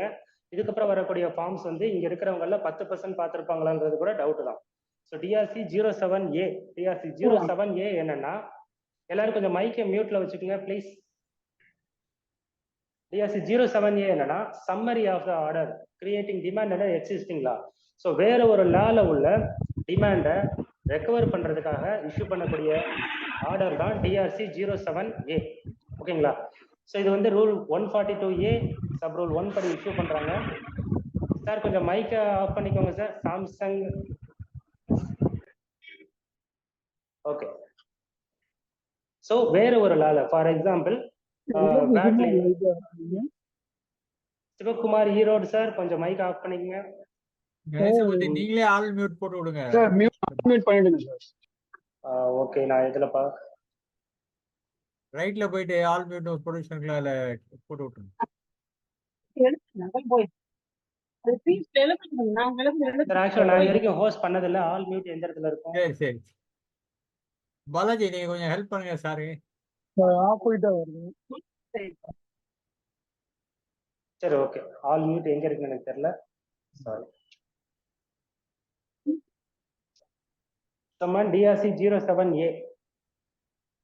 ஸோ ஒரு எக்ஸிஸ்டிங் லா வேற ஒரு லால ஜிஎஸ்டி இல்லாமல் வேற ஒரு லால உள்ள tax interest penalty late fee ஏதாவது இருந்து அதை ஜிஎஸ்டியில ரெக்கவர் பண்ணணும் அப்படிங்கிற சிச்சுவேஷன்ல இந்த டிஆர்சி 07A இஷ்யூ பண்றாங்க.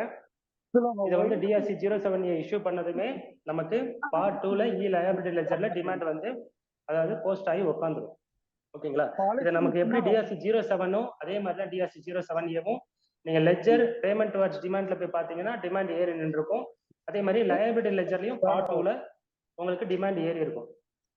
ஸோ அந்த நோட்டீஸ் இப்படி தான், அந்த ஆர்டர் வந்து டிஆர்சி 07A இப்படி தான் இருக்கும். உங்களோட ஜிஎஸ் நம்பர் என்ன, லீகல் நேம் என்ன, எந்த அத்தாரிட்டி ஆர்டரை பாஸ் பண்ணாங்க, ஸ்டேட்டா சென்ட்ரலா, பழைய ரிஜிஸ்ட்ரேஷன் நம்பர் என்ன, ஃபார் எக்ஸாம்பிள் வேட் ரிஜிஸ்ட்ரேஷன் நம்பராக இருக்கலாம், ஓகேங்களா, எக்ஸைஸோட ரிஜிஸ்ட்ரேஷன் நம்பராக இருக்கலாம். அதே மாதிரி இயர்லி லால எந்த ஜூரிஸ்டிக்ஷன், எந்த ஆக்ட் கீழே, எந்த பீரியடுக்கு, பழைய ஆர்டர் நம்பர் என்ன, ஆர்டர் டேட் என்ன, இப்போ உள்ள டிஆர்சி 07 லேட்டஸ்ட் ஆர்டர் நம்பர் என்ன, டேட் என்ன. ஸோ இந்த டீட்டெயிலாக இருந்து எவ்வளவு டிமாண்ட் ப்ரொபோஸ்ட், எவ்வளவு டிமாண்ட் கிரியேட்டட், எவ்வளவு டிமாண்ட் பெய்டு ஆல்ரெடி, எவ்வளவு ப்ரொபோஸ்ட் எவ்வளவு, இப்படிங்கிற பிரேக்கப் கொடுத்து உங்களுக்கு TRC 07A notice order issue பண்ணிடுவாங்க. ஓகேங்களா. டிஆர்சி 08 நம்ம பார்த்துட்டோம். டிஆர்சி 08A 08A என்னன்னா 07A கொடுத்ததுல ஏதாவது ரெட்டிஃபிகேஷனோ மாடிஃபிகேஷனோ இல்லை அதை வாஷ் பண்றதோ, அதாவது அதை டிராப் பண்றதுக்கு நம்ம இஷ்யூ பண்ணக்கூடியதான் டிஆர்சி 08A. ஒரு ஆஃபீஸர் இஷ்யூ பண்ணுவாங்க. ஸோ இந்த டிஆர்சி 8A இஷ்யூ பண்ணதும் நம்மளோட டிமாண்டும் இங்கே பிஎம்டி 01 அப்டேட் ஆயிடும். அதாவது பார்ட் 2 இ லயபிலிட்டி லெஜர்ல டிமாண்ட்ஸ்லயும் அந்த டிமாண்ட் வந்து அப்டேட் ஆயிடும். ஓகேங்களா. ஸோ இதுல சாம்பிள் ஃபார்மேட் வச்சிருக்கேன். நெக்ஸ்ட் ஸோ வந்து டிஆர்சி 07A வந்து வரலன்னு அந்த ஒரு மேடம் சொன்னாங்கல்ல. ஸோ வரலைனாலுமே சில டைம்ஸ் வந்து இங்கே டிமாண்ட்ல வந்து போஸ்ட் ஆகி நின்றுருக்கும். ஸோ அதை எங்கே போய் பார்க்கணும்னா services ledger of payment towards demand. So அப்படிங்கிறத செலக்ட் பண்ணால் இந்த இடத்துல எந்தெந்த டேட்ல டிமாண்ட் ஐடி என்ன, என்னென்ன டிமாண்ட் இருக்கு அப்படிங்கிறது உங்களுக்கு ரிஃப்ளெக்ட் ஆயிடும். ஓகேங்களா. அதே மாதிரி அதை இன்னொரு இடத்துலையும் பார்க்கலாம். Ledger services ledger electronic liability ledger. Liability ledger click பண்ணீங்கன்னா அது நார்மலாக நமக்கு வந்து எலக்ட்ரானிக் லயபிலிட்டி லெஜர் பார்ட் 1 இருக்கும். அது வந்து நம்ம ரிட்டர்ன்ல காமிக்கக்கூடிய ரிட்டர்ன் ரிலேட்டட் லயபிலிட்டிஸ் இருக்கும். இது வந்து part 2 other than return related liabilities. அப்படிங்கிறப்ப இங்க டிஆர்சி 07A என்னென்ன டிமாண்ட் வந்திருக்குங்கிறது உங்களுக்கு லெஜர் மாதிரி வந்துடும். ஓகேங்களா. இதை எல்லாருமே செக் பண்ணிக்கோங்க. டிஆர்சி 09 என்னன்னா இதுக்கப்புறம் வரக்கூடியது எல்லா ஃபார்முமே ரெக்கவரி ப்ரொசீடிங் தான். உங்ககிட்ட இருந்து பணத்தை வாங்குறதுக்கு என்னென்ன வகையில ஆர்டர் இஷ்யூ பண்ணலாம், நோட்டீஸ் இஷ்யூ பண்ணலாம் அப்படிங்கிறது மட்டும்தான். ஸோ டிஆர்சி 09 என்னன்னா order for recovery through specified officer under section 79. So ஒரு ஸ்பெசிஃபைட் ஆஃபீஸர் மூலமா உங்க பணத்தை ரெக்கவர் பண்றதுக்கு இஷ்யூ பண்ணக்கூடிய ஆர்டர் தான். அந்த ஸ்பெசிஃபைட் ஆஃபீஸர் யாருன்னா any officer of the central government, state government, union territory, local authority or board or corporation or company own control by central government, state government. So central government, state government authority, அவ்வளவுதான் சிம்பிளா சொல்ல போனா ஒரு government ஆஃபீஸர்னே வச்சுக்கலாம். So அவர் மூலமா உங்களோட for example வந்து அந்த கவர்மெண்ட் அத்தாரிட்டி, ஸோ அந்த கவர்மெண்ட் ஆஃபீஸர் உங்களுக்கு பணம் தர வேண்டியது இருக்கு ஏதோ ஒரு வகையில. ஃபார் எக்ஸாம்பிள் எப்படி சொல்றது, நீங்க ஒரு வந்து ஒர்க் கான்ட்ராக்ட்னு வச்சுக்கோங்க. ஒர்க் கான்ட்ராக்டர் நீங்க ஒரு லோக்கல் அத்தாரிட்டிட்ட நீங்க வந்து ஒரு ஒர்க் எடுத்து செய்றீங்க. ஸோ அப்படிங்கிறப்போ உங்களுக்கு அவங்க பணம் தர வேண்டியது இருக்கு. அப்படிங்கிறப்போ உங்ககிட்ட ரெக்கவர் பண்ண வேண்டிய பணத்தை டைரக்டா அந்த ஆஃபீஸருக்கு டிஆர்சி 09 கொடுத்து இந்த மாதிரி இவர் எங்க டிஃபால்ட்டர் இவ்வளவு டிஃபால்ட் பணம் இருக்கு, ஸோ இதை நீங்க வந்து இந்த பேமெண்ட்டை எங்களுக்கு செட்டில் பண்ணுங்க அப்படின்னு சொல்லி ஒரு ஸ்பெசிஃபைடு ஆஃபீஸருக்கு அனுப்பக்கூடிய ஆர்டர் தான் டிஆர்சி 09. ஓகேங்களா. டிஆர்சி 010 என்னன்னா நோட்டீஸ் ஃபார் ஆக்ஷன். ஸோ வந்து குட்ஸ் டீடைன்டு, உங்களுக்கு வந்து நீங்க நோட்டீஸ் கொடுத்துட்டாங்க, ஆர்டர் கொடுத்துட்டாங்க, 30 நாளைக்குள்ள நீங்க பணம் கட்டலை, 90 நாளைக்குள்ள நீங்க அப்பீலும் போகல. ஸோ அப்படிங்கிற பட்சத்தில் அந்த ஆஃபீஸர் ரெக்கவரி ப்ரொசீடிங் இனிஷியேட் பண்ணலாம். அதுல ஒரு பார்ட் தான் நேரா வந்து உங்க குட்ஸை டீடைன் பண்ணிட்டு போறது, குட்ஸை எடுத்துட்டு போகலாம், உங்க ஸ்டாக்கை எடுத்துட்டு போகலாம் ரெக்கவரி ப்ரொசீடிங்க்கு. ஓகேங்களா. ஸோ அதே மாதிரி இவே பில்லுல ஏதாவது ப்ராப்ளம் இருக்கு, இல்லை கன்சைன்மெண்ட் இவே பில் இல்லாம இருக்கு அப்படிங்கிற பட்சத்திலையும் அந்த செக்ஷன் 129(6) படி குட்ஸை டீடைன் பண்ணலாம். ஸோ இந்த ரெண்டு சுச்சுவேஷன்லையும் அவங்க டீடைன் பண்ண குட்ஸை அவங்களே வச்சிருந்து என்ன பண்ண முடியும், அவங்க ரெக்கவரி ப்ரொசீடிங்காக தானே அதை பண்ணியிருக்காங்க. ஸோ அப்படிங்கிறப்ப அதை ஆக்ஷன்ல விடுவாங்க, ஒரு ஏலத்துல விடுவாங்க. ஸோ அந்த ஏலத்துக்கு இஷ்யூ பண்ணக்கூடிய நோட்டீஸ் தான் டிஆர்சி 10. ஓகேங்களா. ஸோ அந்த நோட்டீஸ் வந்து சாம்பிள் ஃபார்மேட் வச்சிருக்கேன், இப்படிதான் இருக்கும். ஸோ இந்த செக்ஷன் படி இந்த குட்ஸ் எல்லாம் வந்து நாங்கள் கன்ஃபியூஸ் பண்ணியிருக்கோம், இவர்கிட்ட இருந்து ஆக்ஷன் இந்த டேட்ல நடக்கும் ஏலம், ஸோ கலந்துக்கலாம், என்னென்ன குட்ஸ் அதோட குவான்டிட்டி என்ன அப்படிங்கிற டீட்டெயிலாக ஃபில் பண்ணி ஒரு நோட்டீஸ், இது வந்து பப்ளிக் நோட்டீஸ். ஓகேங்களா. ஜென்ரலாக கொடுத்துருவாங்க. ஸோ இந்த நோட்டீஸ்ல யார் வேணாலும் கலந்துக்கலாம். ஃபர்ஸ்ட் டிஆர்சி 10 வந்து நம்ம கொடுக்க ஏலத்துக்கான அறிவிப்பு. ஓகேங்களா. டிஆர்சி 011 அந்த ஏலத்துல பங்கெடுத்து அதிகமா கோட் பண்ணவருக்கு கொடுக்கக்கூடிய நோட்டீஸ். ஓகேங்களா. சக்சஸ்ஃபுல் பிட்டார் யாருக்கோ அவருக்கு கொடுக்க வேண்டிய அறிவிப்பு. இது வந்து அண்டர் ரூல் 144(5), 144A and 147(12) படி இஷ்யூ பண்றாங்க. ப்ராப்பர் ஆபீசர் வந்து notice in DRC1 to the successful bitter 15 நாளைக்குள்ள பணம் கட்டணும் அப்படின்னு சொல்லிட்டு கொடுக்கக்கூடிய நோட்டீஸ் தான். இந்த 15 பணம் கட்டிட்டாங்கன்னா அவங்க அந்த குட்ஸை டிரான்ஸ்ஃபர் பண்ணிடுவாங்க. ஓகேங்களா? ஸோ DRC 011ங்கிறது நீங்க தான் சக்சஸ்ஃபுல் பிட்டர், நீங்க 15 நாளைக்குள்ள பணம் கட்டுங்க, நான் உங்களுக்கு குட்ஸை டிரான்ஸ்ஃபர் பண்றேன் அப்படின்னு அந்த சக்சஸ்ஃபுல் பிட்டருக்கு இஷ்யூ பண்ணக்கூடிய நோட்டீஸ். ஸோ அதோட சாம்பிள் ஃபார்மேட் வச்சிருக்கேன். ஸோ இந்த மாதிரி இந்த பப்ளிக் ஆக்ஷன் நடந்தது, இந்த டேட்ல ஆக்ஷன் கண்டக்ட்ல நீங்க வந்து சக்சஸ்ஃபுல் பிட்டர் ஆயிட்டீங்க, இந்த பணத்தை 15 நாளைக்குள்ள கட்டுங்க அப்படிங்கிறது சொல்லி இஷ்யூ பண்ணக்கூடிய நோட்டீஸ் தான் DRC 11. DRC 12 ஒண்ணுமே இல்லை, அந்த அவர் பணம் கட்டிட்டு அவருக்கு ஒரு சேல் சர்டிபிகேட் கொடுத்துருவாங்க. இந்தந்த ப்ராப்பர்ட்டி, இந்தந்த குட்ஸ் இதெல்லாம் வந்து நீங்க சக்சஸ்ஃபுல் பிட்டர், ஸோ அதனால உங்களுக்கு நாங்கள் வித்துட்டோம்னு சொல்லிட்டு ஒரு சேல் சர்டிபிகேட் கொடுப்பாங்க. அதுதான். ஸோ இந்த சேல் சர்டிபிகேட் இஷ்யூ பண்ணதுக்கு அப்புறம் தான் அந்த குட்ஸோட ரைட்ஸ் எல்லாமே அந்த சக்சஸ்ஃபுல் பிட்டருக்கு டிரான்ஸ்ஃபர் ஆகுது. ஸோ இந்த DRC 12ஓட சாம்பிள் ஃபார்மேட் வச்சிருக்கேன். சேல் சர்டிபிகேட் இப்படி தான் இருக்கும். ஸோ டெஸ்கிரிப்ஷன் ஆஃப் குட்ஸ் இதே இமூவபிள் ப்ராப்பர்ட்டியா இருந்தா இந்த டீட்டெயிலாம் இருக்கும். ஓகேங்களா? ஸோ 10 வந்து 9, 10, 11, 12. 9 வந்து ஆர்டர். ஓகேங்களா? ஒரு ஸ்பெசிஃபைடு ஆஃபீஸருக்கு கொடுக்கக்கூடிய ஆர்டர், எங்களுக்கு பணத்தை ரெக்கவரி பண்ணி கொடுங்கன்னு. 10 வந்து நோட்டீஸ் ஃபார் ஆக்ஷன். 11 வந்து நோட்டீஸ் ஃபார் சக்சஸ்ஃபுல் பிட்டர். 12 வந்து சேல் சர்டிபிகேட். ஸோ இது 3, 10 to 12 வந்து 3 வந்து கம்பைன்டு. ஓகேங்களா? ஸோ 13 DRC 13 என்னன்னா notice to a third person under section 79(1) clause C. இது வந்து ரூல் 145(1) படி இஷ்யூ பண்ணது. ஸோ நீங்க எதனால இந்த செக்ஷனும் இந்த ரூலும் நான் மென்ஷன் பண்ணியிருக்கேன்னா, இதை இங்க ஃபுல்லா எக்ஸ்பிளைன் பண்ணா 1 hour பத்தாது. பட் ஆனால் நீங்கள் இந்த நோட்டீஸ் பத்தி DRC 03 பத்தி எல்லாமே தெரிஞ்சுக்கணும் அப்படின்னு நினைச்சீங்கன்னா நீங்க கண்டிப்பா இந்த செக்ஷன் படிக்கணும், இந்த ரூல் படிக்கணும். இந்த செக்ஷனும் இந்த ரூலும் பாத்தீங்கன்னா வெறும் ஒரு சின்ன பேராகிராஃபா தான் இருக்கும். ஏன்னா நான் ஃபுல் செக்ஷன் போடல, 79(1)C மட்டும் தான் போட்டிருக்கேன். ஸோ 79(1)Cங்கிறது 2 லைன் தான் இருக்கும். அந்த லைன்ல ஏதாவது செக்ஷன் கோட் பண்ணியிருந்தா நீங்க திருப்பி அந்த செக்ஷன் போய் ரெஃபர் பண்ணணும். ஸோ கொஞ்சம் ரெஃபர் பண்ணீங்கன்னா உங்களுக்கு இதோட கம்ப்ளீட் நாலேஜ் வந்துடும். ஓகேங்களா? இது ஜஸ்ட் ஒரு அடிஷனல் பாயிண்ட், அவ்வளவுதான். DRC 13 வந்து notice to third person, proper officers serve notice. Okay. 79(1)C வந்து யாருக்கு பர்சன் ரெஃபர்ட் இன் செக்ஷன் 79(1)C. 79(1)C யார் சொல்லியிருக்காங்கன்னா money is due or become due. So நீங்க அந்த டிஃபால்டருக்கு பணம் கொடுக்க வேண்டியது வந்துருச்சோ இல்ல பணம் கொடுக்க வேண்டியது வருமோ அப்படிங்கிற சுச்சுவேஷன் இருக்கிறப்போ ஸோ அந்த பர்சனுக்கு அந்த DRC 13 இஷ்யூ பண்ணுவாங்க. இன்னொன்னு, யாரு அவரோட சப்ஸ்டான்சியல் மணியை வச்சிருக்காங்க அப்படிங்கிற சுச்சுவேஷன் வரப்போ அவருக்கு இந்த DRC 13 இஷ்யூ பண்ணுவாங்க. So the person reference section 79(1)Cங்கிறது இந்த 2 பேர் தான். ஓகேங்களா?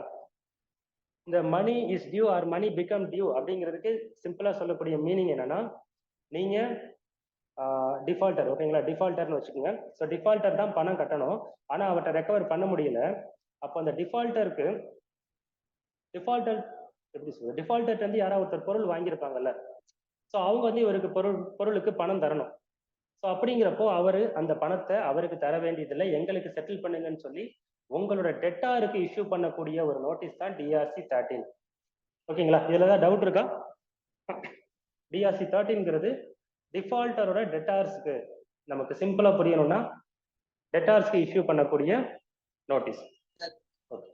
சொல்லுங்க சார்.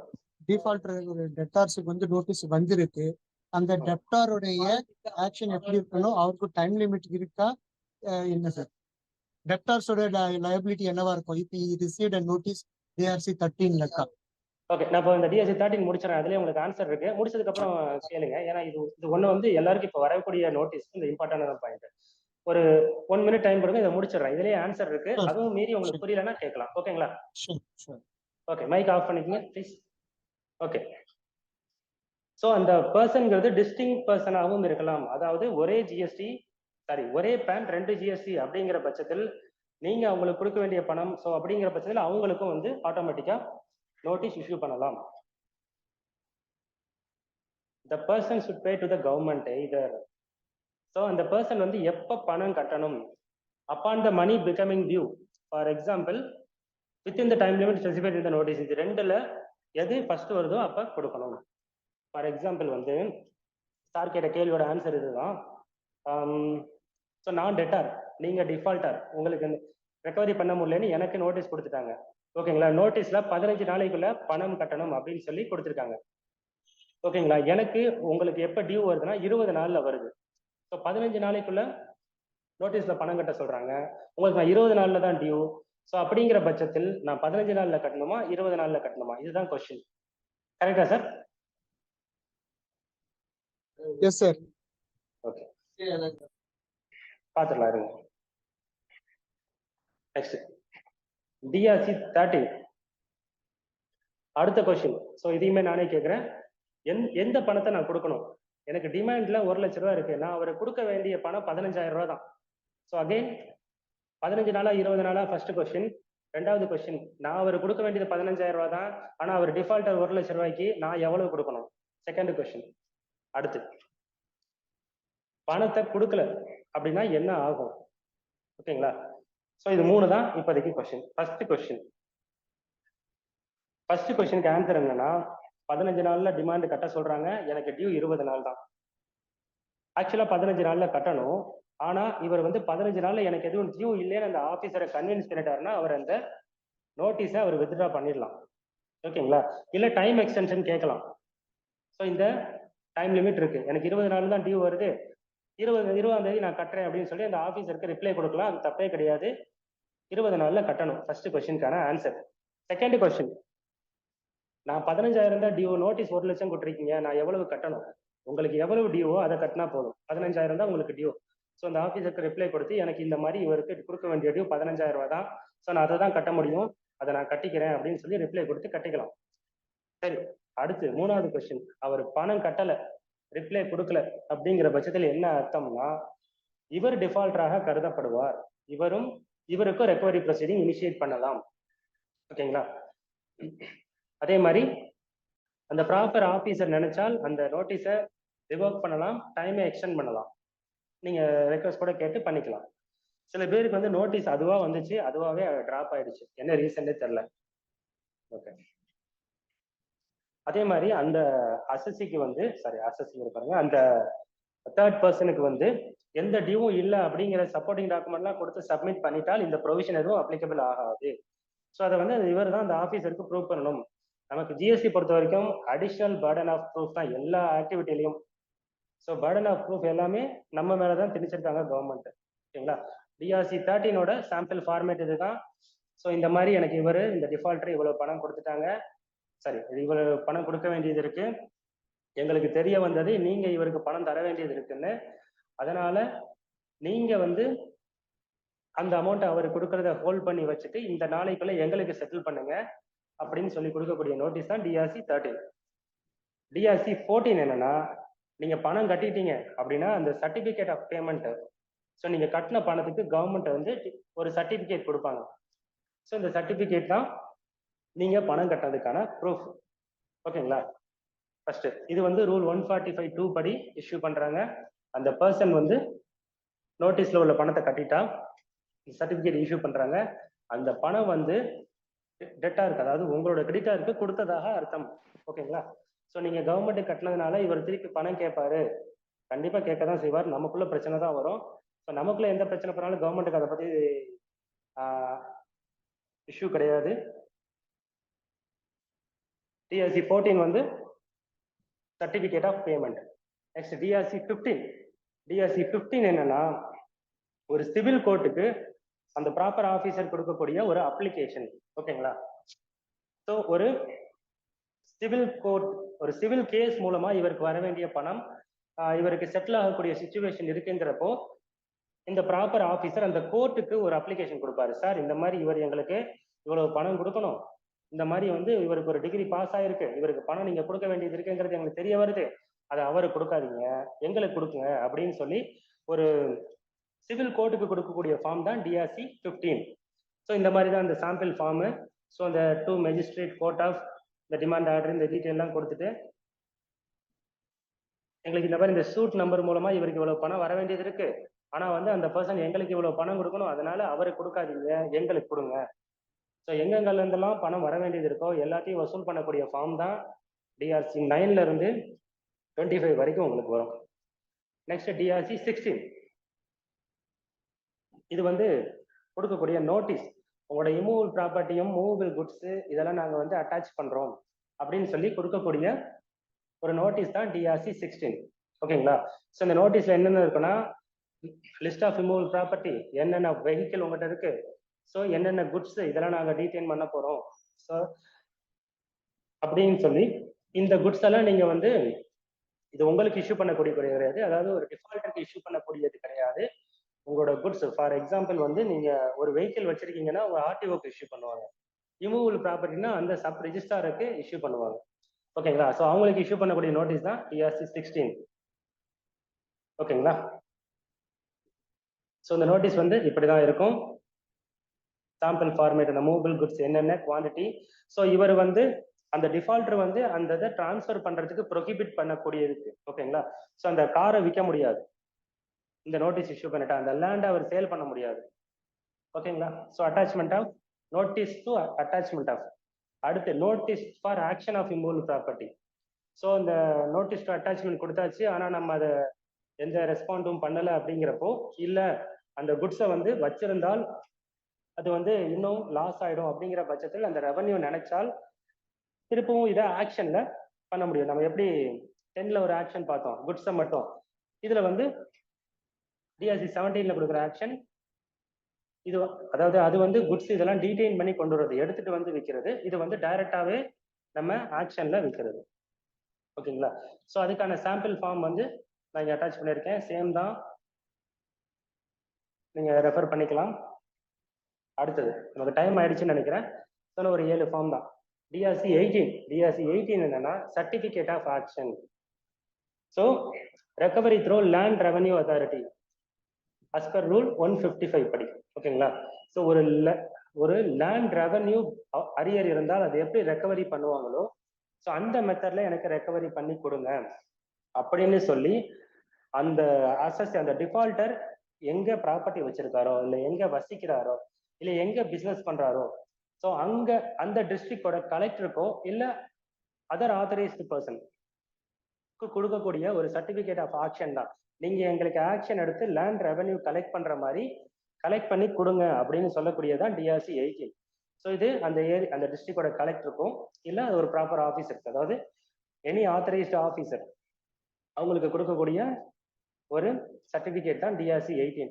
டிஆர்சி 19 என்னன்னா ஒரு கோர்ட்டுக்கு, அதாவது மெஜிஸ்ட்ரேட்டு, ஒரு கோர்ட்டோட மெஜிஸ்ட்ரேட்டுக்கு இந்த மாதிரி ஒரு அப்ளிகேஷன் கொடுத்து நீங்க எப்படி உங்க கோர்ட்ல ஒரு ஃபைன் போட்டால் அதை கலெக்ட் பண்ணி கொடுப்பீங்களோ அந்த மாதிரி எனக்கு இதை கலெக்ட் பண்ணி கொடுங்க. ஸோ இவங்களால ரெக்கவரி பண்ண முடியாதது எல்லாத்தையும் இந்த மாதிரி அடிஷ்னல் சோர்சஸ் மூலமாக ரெக்கவரி பண்றாங்க. ஸோ டிஆர்சி 19 வந்து ஒரு மஜிஸ்ட்ரேட்டுக்கு கொடுக்கக்கூடிய ஒரு ஃபார்ம். ஸோ சாம்பிள் ஃபார்ம் கொடுத்துருக்கேன், நீங்க ரெஃபர் பண்ணிக்கலாம். டிஆர்சி 20 என்னன்னா டிஆர்சி 7 உங்களுக்கு இஷ்யூ ஆயிடுச்சு, பணம் கட்ட வேண்டியதுதானே உங்களுக்கு தெரியுது, நீங்க ஒத்துக்கிறீங்க, ஆனா வந்து உங்களுக்கு கையில கட்ட இப்போதைக்கு பணம் இல்லை.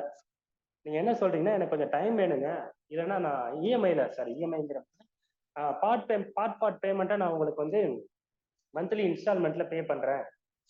ஸோ அப்படின்னு நீங்க ஒரு அப்ளிகேஷன் போடக்கூடியதான் டிஆர்சி 20. இது வந்து நீங்க டைரக்டா கமிஷனருக்கு ஆன்லைன்ல அப்ளை பண்ணுவீங்க, அது டைரக்டா கமிஷனருக்கு தான் போகும்.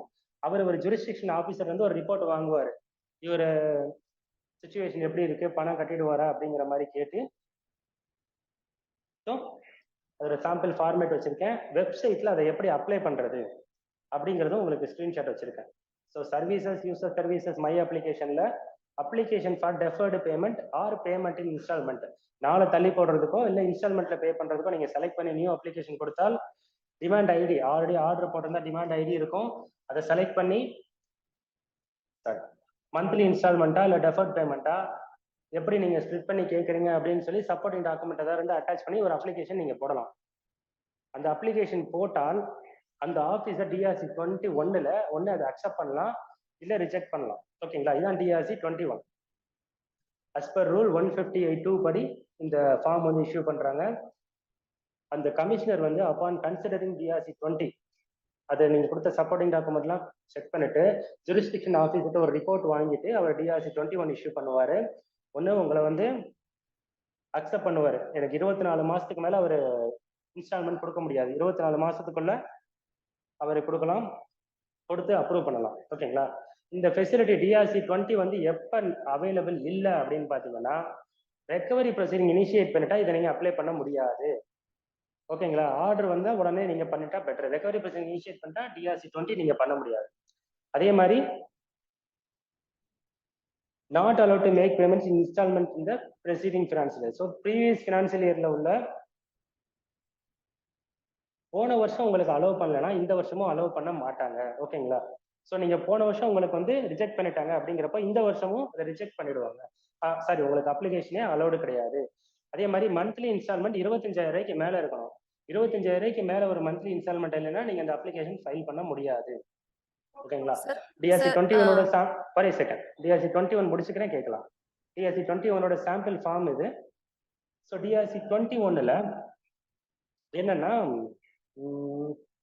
ஸோ வந்து நீங்க வந்து இன்ஸ்டால்மெண்ட் வாங்கிட்டீங்க, அப்ரூவல் வாங்கிட்டீங்க. டிஆர்சி 21ல 8 மாசத்துக்கு வாங்கியிருக்கீங்க. நீங்க 2 மாசம் கட்டிட்டீங்க. 3வது மாசம் கட்டவில்லை என்றால் நீங்க திருப்பி வந்து எனக்கு வந்து எதுவும் வந்து அவங்ககிட்ட போய் பேசவோ இது பண்ணவோ முடியாது. உடனே அவங்க ரெக்கவரி ப்ரொசீடிங் இனிஷியேட் பண்ணிடுவாங்க. ஓகேங்களா? சொல்லுங்க மேடம். டிஎஸ்சி 21 அவ்வளவுதான் சார். ஒன்றும் இல்லை சார், அந்த டிஎஸ்சி 07 சொல்லியிருந்தேன்ல சார், இப்போ அந்த எஸ்எம்டி 13 கொடுத்துருந்தாங்க. இப்போ அவருக்கு இது அப்ளிகபிள் ஆகுமா டிஎஸ்சி 20? அதான் மேடம், வந்து டிஆர்சி 7 கொடுத்துருக்கணும். கொடுத்துருக்காங்க சார், பார்த்துட்டேன், கொடுத்துருக்காங்க. அவருக்கு இது அப்ளிகபிள்னா அவர் பணம் கட்டுறாரா?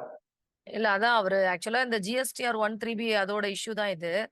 பில் எல்லாம் லேட்டா டிஆர்சி 1லயும் 3Bலயும் அவர் பணம் கட்டிட்டாருன்னா எப்படி திருப்பி இதுல பணம் கட்டுவாரு? இல்ல, அதுல கட்டல. 1க்கும் 3Bக்குமே இது லைபிலிட்டி இதா இருக்கு சார். உங்களுக்கு ஐடிசி அமௌண்ட் வரல உள்ள. புரியல மேடம். பில்ஸ் லேட்டா வந்திருக்கு உங்களுக்கு எல்லாமே. எந்த இயருக்கு மேடம்? 23, 24 தான் sir. Current year. Last year. அதுல வந்து என்ன சொல்ல வரீங்க? ஜிஎஸ்டிஆர் 1ல வந்து லயபிலிட்டி டிக்ளேர் பண்ணிட்டாங்க, 3Bல பண்ணிட்டாங்களா இல்லையா? 3Bல பண்ணல சார். என்ன பண்ணிருக்கு? நில் ரிட்டர்ன் பண்ணிட்டாங்களா? இல்ல கம்மியா பண்ணிட்டாங்க. அவர்கிட்ட அமௌண்ட் இருக்கிறது என்ன இருக்கோ அதை வச்சு அட்ஜஸ்ட் பண்ணி. ஏன்னா அப்போ 6, 7 அந்த ஜூன் மந்த் வரைக்கும் நம்மளுக்கு அந்த அட்ஜஸ்ட் பண்ணிட்டாங்கன்னா ஐடிசி அதிகமா எக்ஸஸ் ஆவேடா இல்ல லயபிலிட்டி ஷார்ட் பெய்டா? Short paid. சோ ஷார்ட் பெய்டுங்கறப்ப அதோட வேல்யூ எவ்வளவு இருக்கு? வேல்யூ எவ்வளவு? எத்தனை லட்சம்? இப்போ 1,88,000க்கு கொடுத்திருக்காங்க டிஆர்சி 07. நீங்க ட்ரை பண்ணி பாருங்க மேடம். அது நடந்து நீங்க கிட்டத்தட்ட 9 மாசம் ஆகுதுங்கறீங்க. ஆமா, ஃபர்ஸ்ட் வந்து ஆகஸ்ட்ல டிஆர்சி 07 இல்லங்கறீங்க. சோ டிமாண்ட் ஐடின்னு ஒன்னு இல்ல இருக்கு. வந்திருக்கு செக் பண்ணிட்டேன் சார், வந்திருக்கு. சோ நீங்க நான் சொன்ன மாதிரி டிஆர்சி 20 போய் பாருங்க. ஃபர்ஸ்ட் அந்த அப்ளிகேஷன் ஓபன் ஆகுதுன்னா அப்புறம் நீங்க இந்த மாதிரி ஆபீஸ் கிட்ட போயிட்டு நான் இந்த மாதிரி கட்டறேன் அப்படின்னு சொல்லி கேட்டு பாருங்க. பாசிபிலிட்டி இருக்கு. கமிஷனர் தான் அப்ரூவ் பண்ண முடியும். ஓகேங்களா? அதாவது ஸ்டேட்ல இருக்கிற கமிஷனரா இல்ல உங்களுக்கு ஸ்டேட்னா state. Okay sir, thank you sir. So DRC 22 என்னன்னா provisional attachment of property.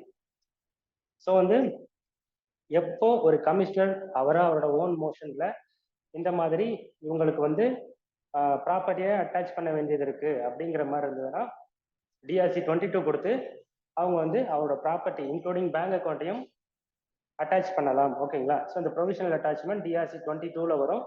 So இந்த மாதிரி ஃபார்ம் வரும். இந்த மாதிரி நாங்கள் உங்களுக்கு அட்டாச் பண்ணியிருக்கோம். ஸோ இது வந்து யாருக்கு இஷ்யூ பண்ணுவாங்கன்னா bank, post office, financial institution, removal ப்ராப்பர்ட்டியாக இருந்தால் அந்த சப் ரிஜிஸ்டர் ஆஃபீஸ், குட்ஸாக இருந்தால் வெஹிக்கிளாக இருந்தால் ஆர்டிஓ ஆஃபீஸ். ஸோ அவங்களுக்கு இந்த டிஆர்சி 22 இஷ்யூ பண்ணிடுவாங்க. ஸோ அப்போ நீங்கள் அதை டிரான்ஸ்ஃபர் பண்ண முடியாது. இந்த டிஆர்சி 22 இஷ்யூ பண்ணால் நீங்கள் டிஆர்சி 22A ஒரு அப்ஜெக்ஷன் நீங்கள் ஃபைல் பண்ணலாம் ஆன்லைனில்.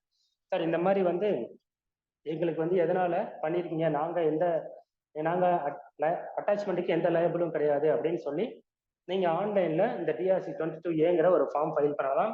இந்த services, user services, view notice and ஆர்டர்ஸில் போனால் டிஆர்சி 22 இருக்கும்.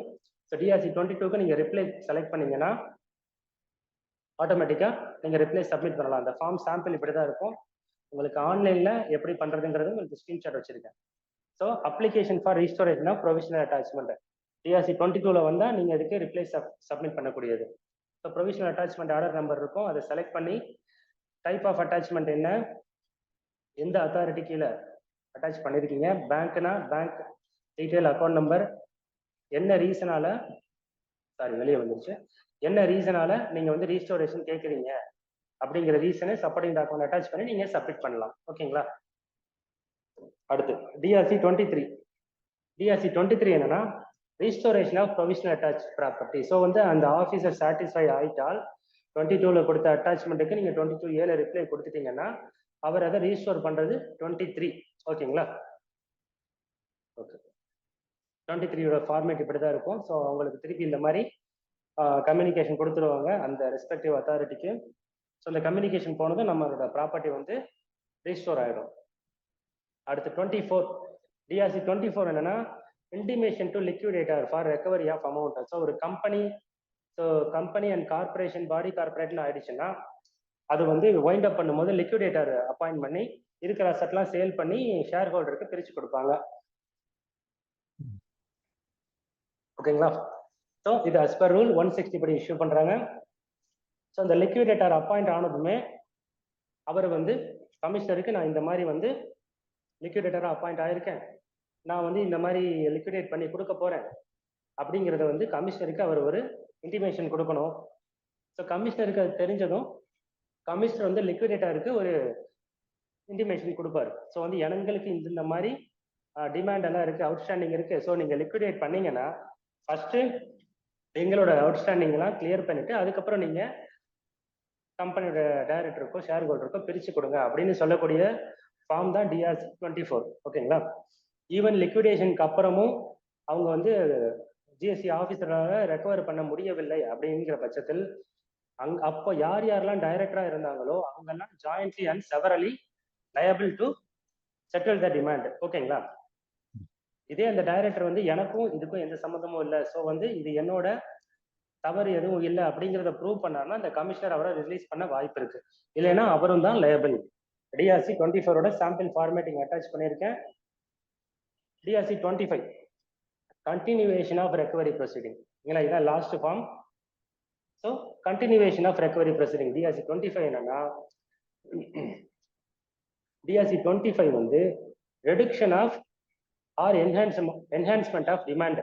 ஸோ நீங்க அப்பீல் போய் டிமாண்டை வந்து ரெடியூஸ் பண்ணிட்டு வந்துட்டீங்க, இல்லை அப்பீல் போன இடத்துல அவங்க இன்னும் கண்டுபிடிச்சு டிமாண்டை வந்து இன்க்ரீஸ் பண்ணிட்டாங்க அப்படிங்கிற பட்சத்தில் திரும்பவும் அவங்க புது ஆர்டர் இஷ்யூ பண்ண தேவையில்லை. டிஆர்சி 25ல இந்த மாதிரி வந்து உங்களோட ஆர்டர் வந்து ரெடியூஸ் ஆயிருக்கும், டிமாண்ட் வந்து ரெடியூஸ் ஆயிருக்கு அப்படின்னு ஒரு நோட்டீஸ் மட்டும் கொடுத்துட்டு முன்னாடி வந்து ரெக்கவரி ப்ரொசீடிங்க அப்படியே கண்டினியூ பண்ணிப்பாங்க.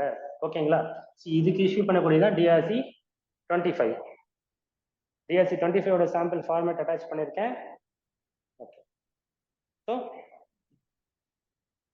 இன்னைக்கு மீட்டிங் வந்து அவ்வளவுதான். பட் நம்ம அஜெண்டாவில் வந்து சில இதை ஆட் பண்ணியிருந்தேன், அது ஆக்சுவலாக மீட்டிங் நடக்கிறதுக்கு 10 நிமிஷம் முன்னாடி தான் ஆட் பண்ணேன். ஓகே, ஸோ அடுத்து ஒரு குட்டி ஸ்டோரி. சார் ஸ்டோரிக்கு டைம் இருக்கா இல்லை Q&A போயிடலாமா? கேட்கணும், முடிவில் வந்து ஒரு கதையை கேட்கணும். ஆமா சார், அஜெண்டா படி முடிச்சிடணும். ஓகே ஓகே சார், ஒரு ஓகே.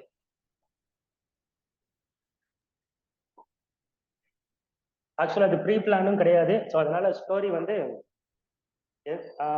எனக்கு எப்படி மேபி சில தடங்கள்லாம் இருக்கலாம், எப்படி சொல்றது, எனக்கு எப்படி சொல்றதுன்னு தெரியல. ஓகே, நான் சொல்றேன், அதுக்கப்புறம் பார்க்கலாம்.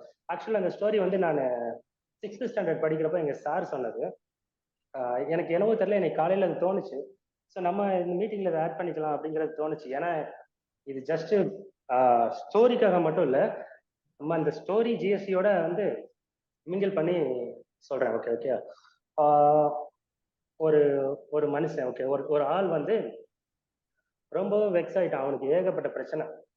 ஸோ என்ன பண்றதுன்னு தெரியாம ஒரு காட்டுக்குள்ள போனா அங்க ஒரு ஆறு இருந்துச்சு. ஸோ அங்கேயே விழுந்து அவனோட லைஃப் தற்கொலை பண்ணிக்கலாம் அப்படின்னு வந்து டிசைட் பண்றான். ஓகேங்களா? ஸோ அந்த ஆத்துக்குள்ள விழுந்து தற்கொலை பண்ணிக்க போறான். அப்போது அந்த ஆறு வந்து அவங்ககிட்ட கேட்குது, ஸோ என்ன பிரச்சனை உனக்கு, எதனால வந்து தற்கொலை பண்ணிக்க போற, நான் வந்து உனக்கு ஒரு வரம் தரேன், உனக்கு வந்து என்ன வரம் வேணுமோ கேளு அப்படிங்கிற மாதிரி சொல்லுது. ஸோ அதுக்கு வந்து அவன் என்ன சொல்றான்னா, எனக்கு வந்து நல்ல ஆரோக்கியமான உடல்நிலை வேணும், நிறைய செல்வ செழிப்பு வேணும், நிறைய புகழ் வேணும் அப்படின்னு சொல்லி 3 கேட்குறான். என்னால வந்து 1 வாரம் தான் தர முடியும், நீ வந்து என்கிட்ட 3 கேட்குற, ஸோ எது வேணுங்கிறத வந்து நீ யோசிச்சு முடிவு பண்ணு அப்படின்னு சொல்லி சொல்லுது. ஸோ அவனும் வந்து யோசிக்கலாம்னு சொல்லிட்டு அங்க பக்கத்துல போய் ஒரு மரத்தடியில உட்காந்து யோசிச்சுட்டு இருக்கான். ஓகேங்களா? அப்போது அந்த பக்கமா இன்னொரு பொண்ணு வராங்க.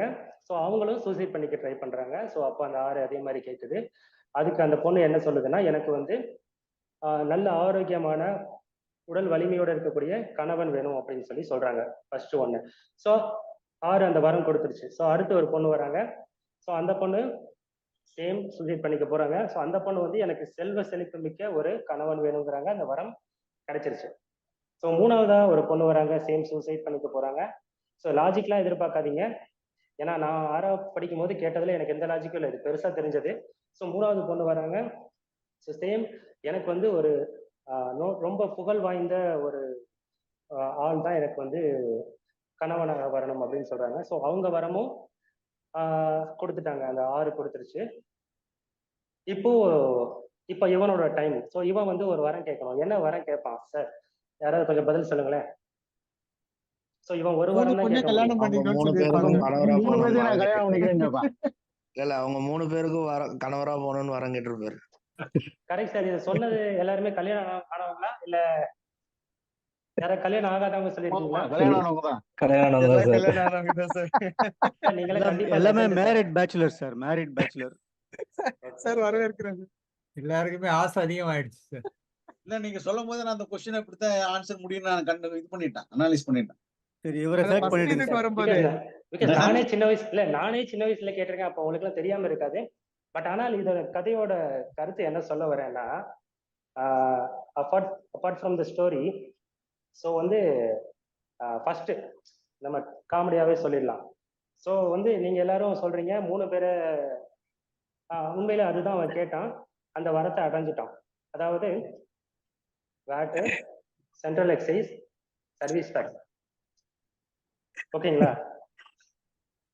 ஸோ 3 பேருக்கும் கணவனாக வேணும்னு சொல்லிட்டு அவர் ஜிஎஸ்டிங்கிற ஒரு வரத்தை பெற்று விட்டார். நம்ம எல்லாருக்குமே தெரியும், குரூப்ல சாரி இங்க யாராவது பெண்கள் இருந்தால் என்னை மன்னித்து விடுங்கள். நம்ம எல்லாருக்குமே தெரியும் ஒரு கல்யாணம் பண்ணிட்டே நம்ம எப்படி படாத பாடு படுறோம்னு. ஸோ ஆசைப்பட்டு 3 பேரை கல்யாணம் பண்ணிட்டா அவரோட நிலைமை என்னங்கிறத பாத்துக்குங்க. ஸோ நம்மளோட நிலைமையும் இப்போ கிட்டத்தட்ட அப்படிதான் இருக்கு. ஃபார் எக்ஸாம்பிள் வந்து நம்ம இதுக்கு முன்னாடி வந்து வேட் ப்ராக்டிஷனரா இருந்திருப்போம். ஸோ வேட்டை மட்டும் பார்த்துட்டு இருந்திருப்போம். சில பேர் சர்வீஸ் டாக்ஸ் ப்ராக்டிஷனரா இருந்திருப்பாங்க, அதை மட்டும் பார்த்துட்டு இருந்திருப்பாங்க. இல்லை சென்ட்ரல் எக்ஸைஸும் சர்வீஸ் டாக்ஸும் சேர்ந்து பார்த்துட்டு இருப்பாங்க. பட் இப்போ என்ன பிரச்சனைனா, ஜிஎஸ்டி 1 நேஷன் 1 டாக்ஸ்ன்னு சொல்றாங்க, ஆனா ஒரு டாக்ஸ் தான் இருக்கான்னு கேட்டா அதுவே இல்லை. CGST, SGST, IGST. ஸோ இந்த 3 ஆக்ட், இது எல்லாமே செஸ் வேற. ஸோ இந்த 3 ஆக்ட் தெரிஞ்சிருந்தா மட்டும்தான் ஒரு ஆஃபீஸருக்குமே இது ப்ராப்ளம் இருக்கு. ஒரு ஆஃபீஸர் ஒரு ஆர்டர் போடணும்னாலே, நோட்டீஸ் போடணும்னாலே அவருக்கு வந்து சிஜிஎஸ்டி போடணும்னா எஸ்ஜிஎஸ்டி ஆக்ட் தெரிஞ்சிருக்கணும். சென்ட்ரல் ஆஃபீஸரா இருந்தா சொல்றேன். ஸ்டேட் ஆஃபீஸரா இருந்ததுன்னா அவர் சென்ட்ரல் டாக்ஸும் தெரிஞ்சிருக்கணும். என்னதான் மோரார்ல சேமாக இருந்தாலும் சில டிஃபரன்ஸ் இருக்கதான் செய்யுது. இதுல ஐஜிஎஸ்டி ஆக்ட் 2 பேருமே தெரிஞ்சிருக்கணும். ஏன்னா பிளேஸ் ஆஃப் சப்ளை கான்செப்ட் நமக்குமே இந்த பிரச்சனை இருக்குது. ஸோ நம்ம ஈஸியாக இருந்த பிரச்சனையை விட்டுட்டு அதாவது நம்ம அதெல்லாம் பிரச்சனையா நினைச்சிட்டு 3 கல்யாணம் பண்ணி சந்தோஷமா இருக்கணும்னு நினைச்ச மாதிரி நம்ம வந்து ஜிஎஸ்டியில வந்து மாட்டியிருக்கோம். பட் ஆனால் அதை நம்மளால கோத்ரூ பண்ணி போக முடியும். என்ன பண்ணணும்னா, நீங்க எக்ஸ்பர்ட் ஆகணும். ஓகேங்களா? ஜிஎஸ்டியில எக்ஸ்பர்ட் ஆக முடியுமா அப்படின்னு கேக்குறீங்கன்னா, ஜிஎஸ்டிங்கிறது வந்து ஒரு கடல்.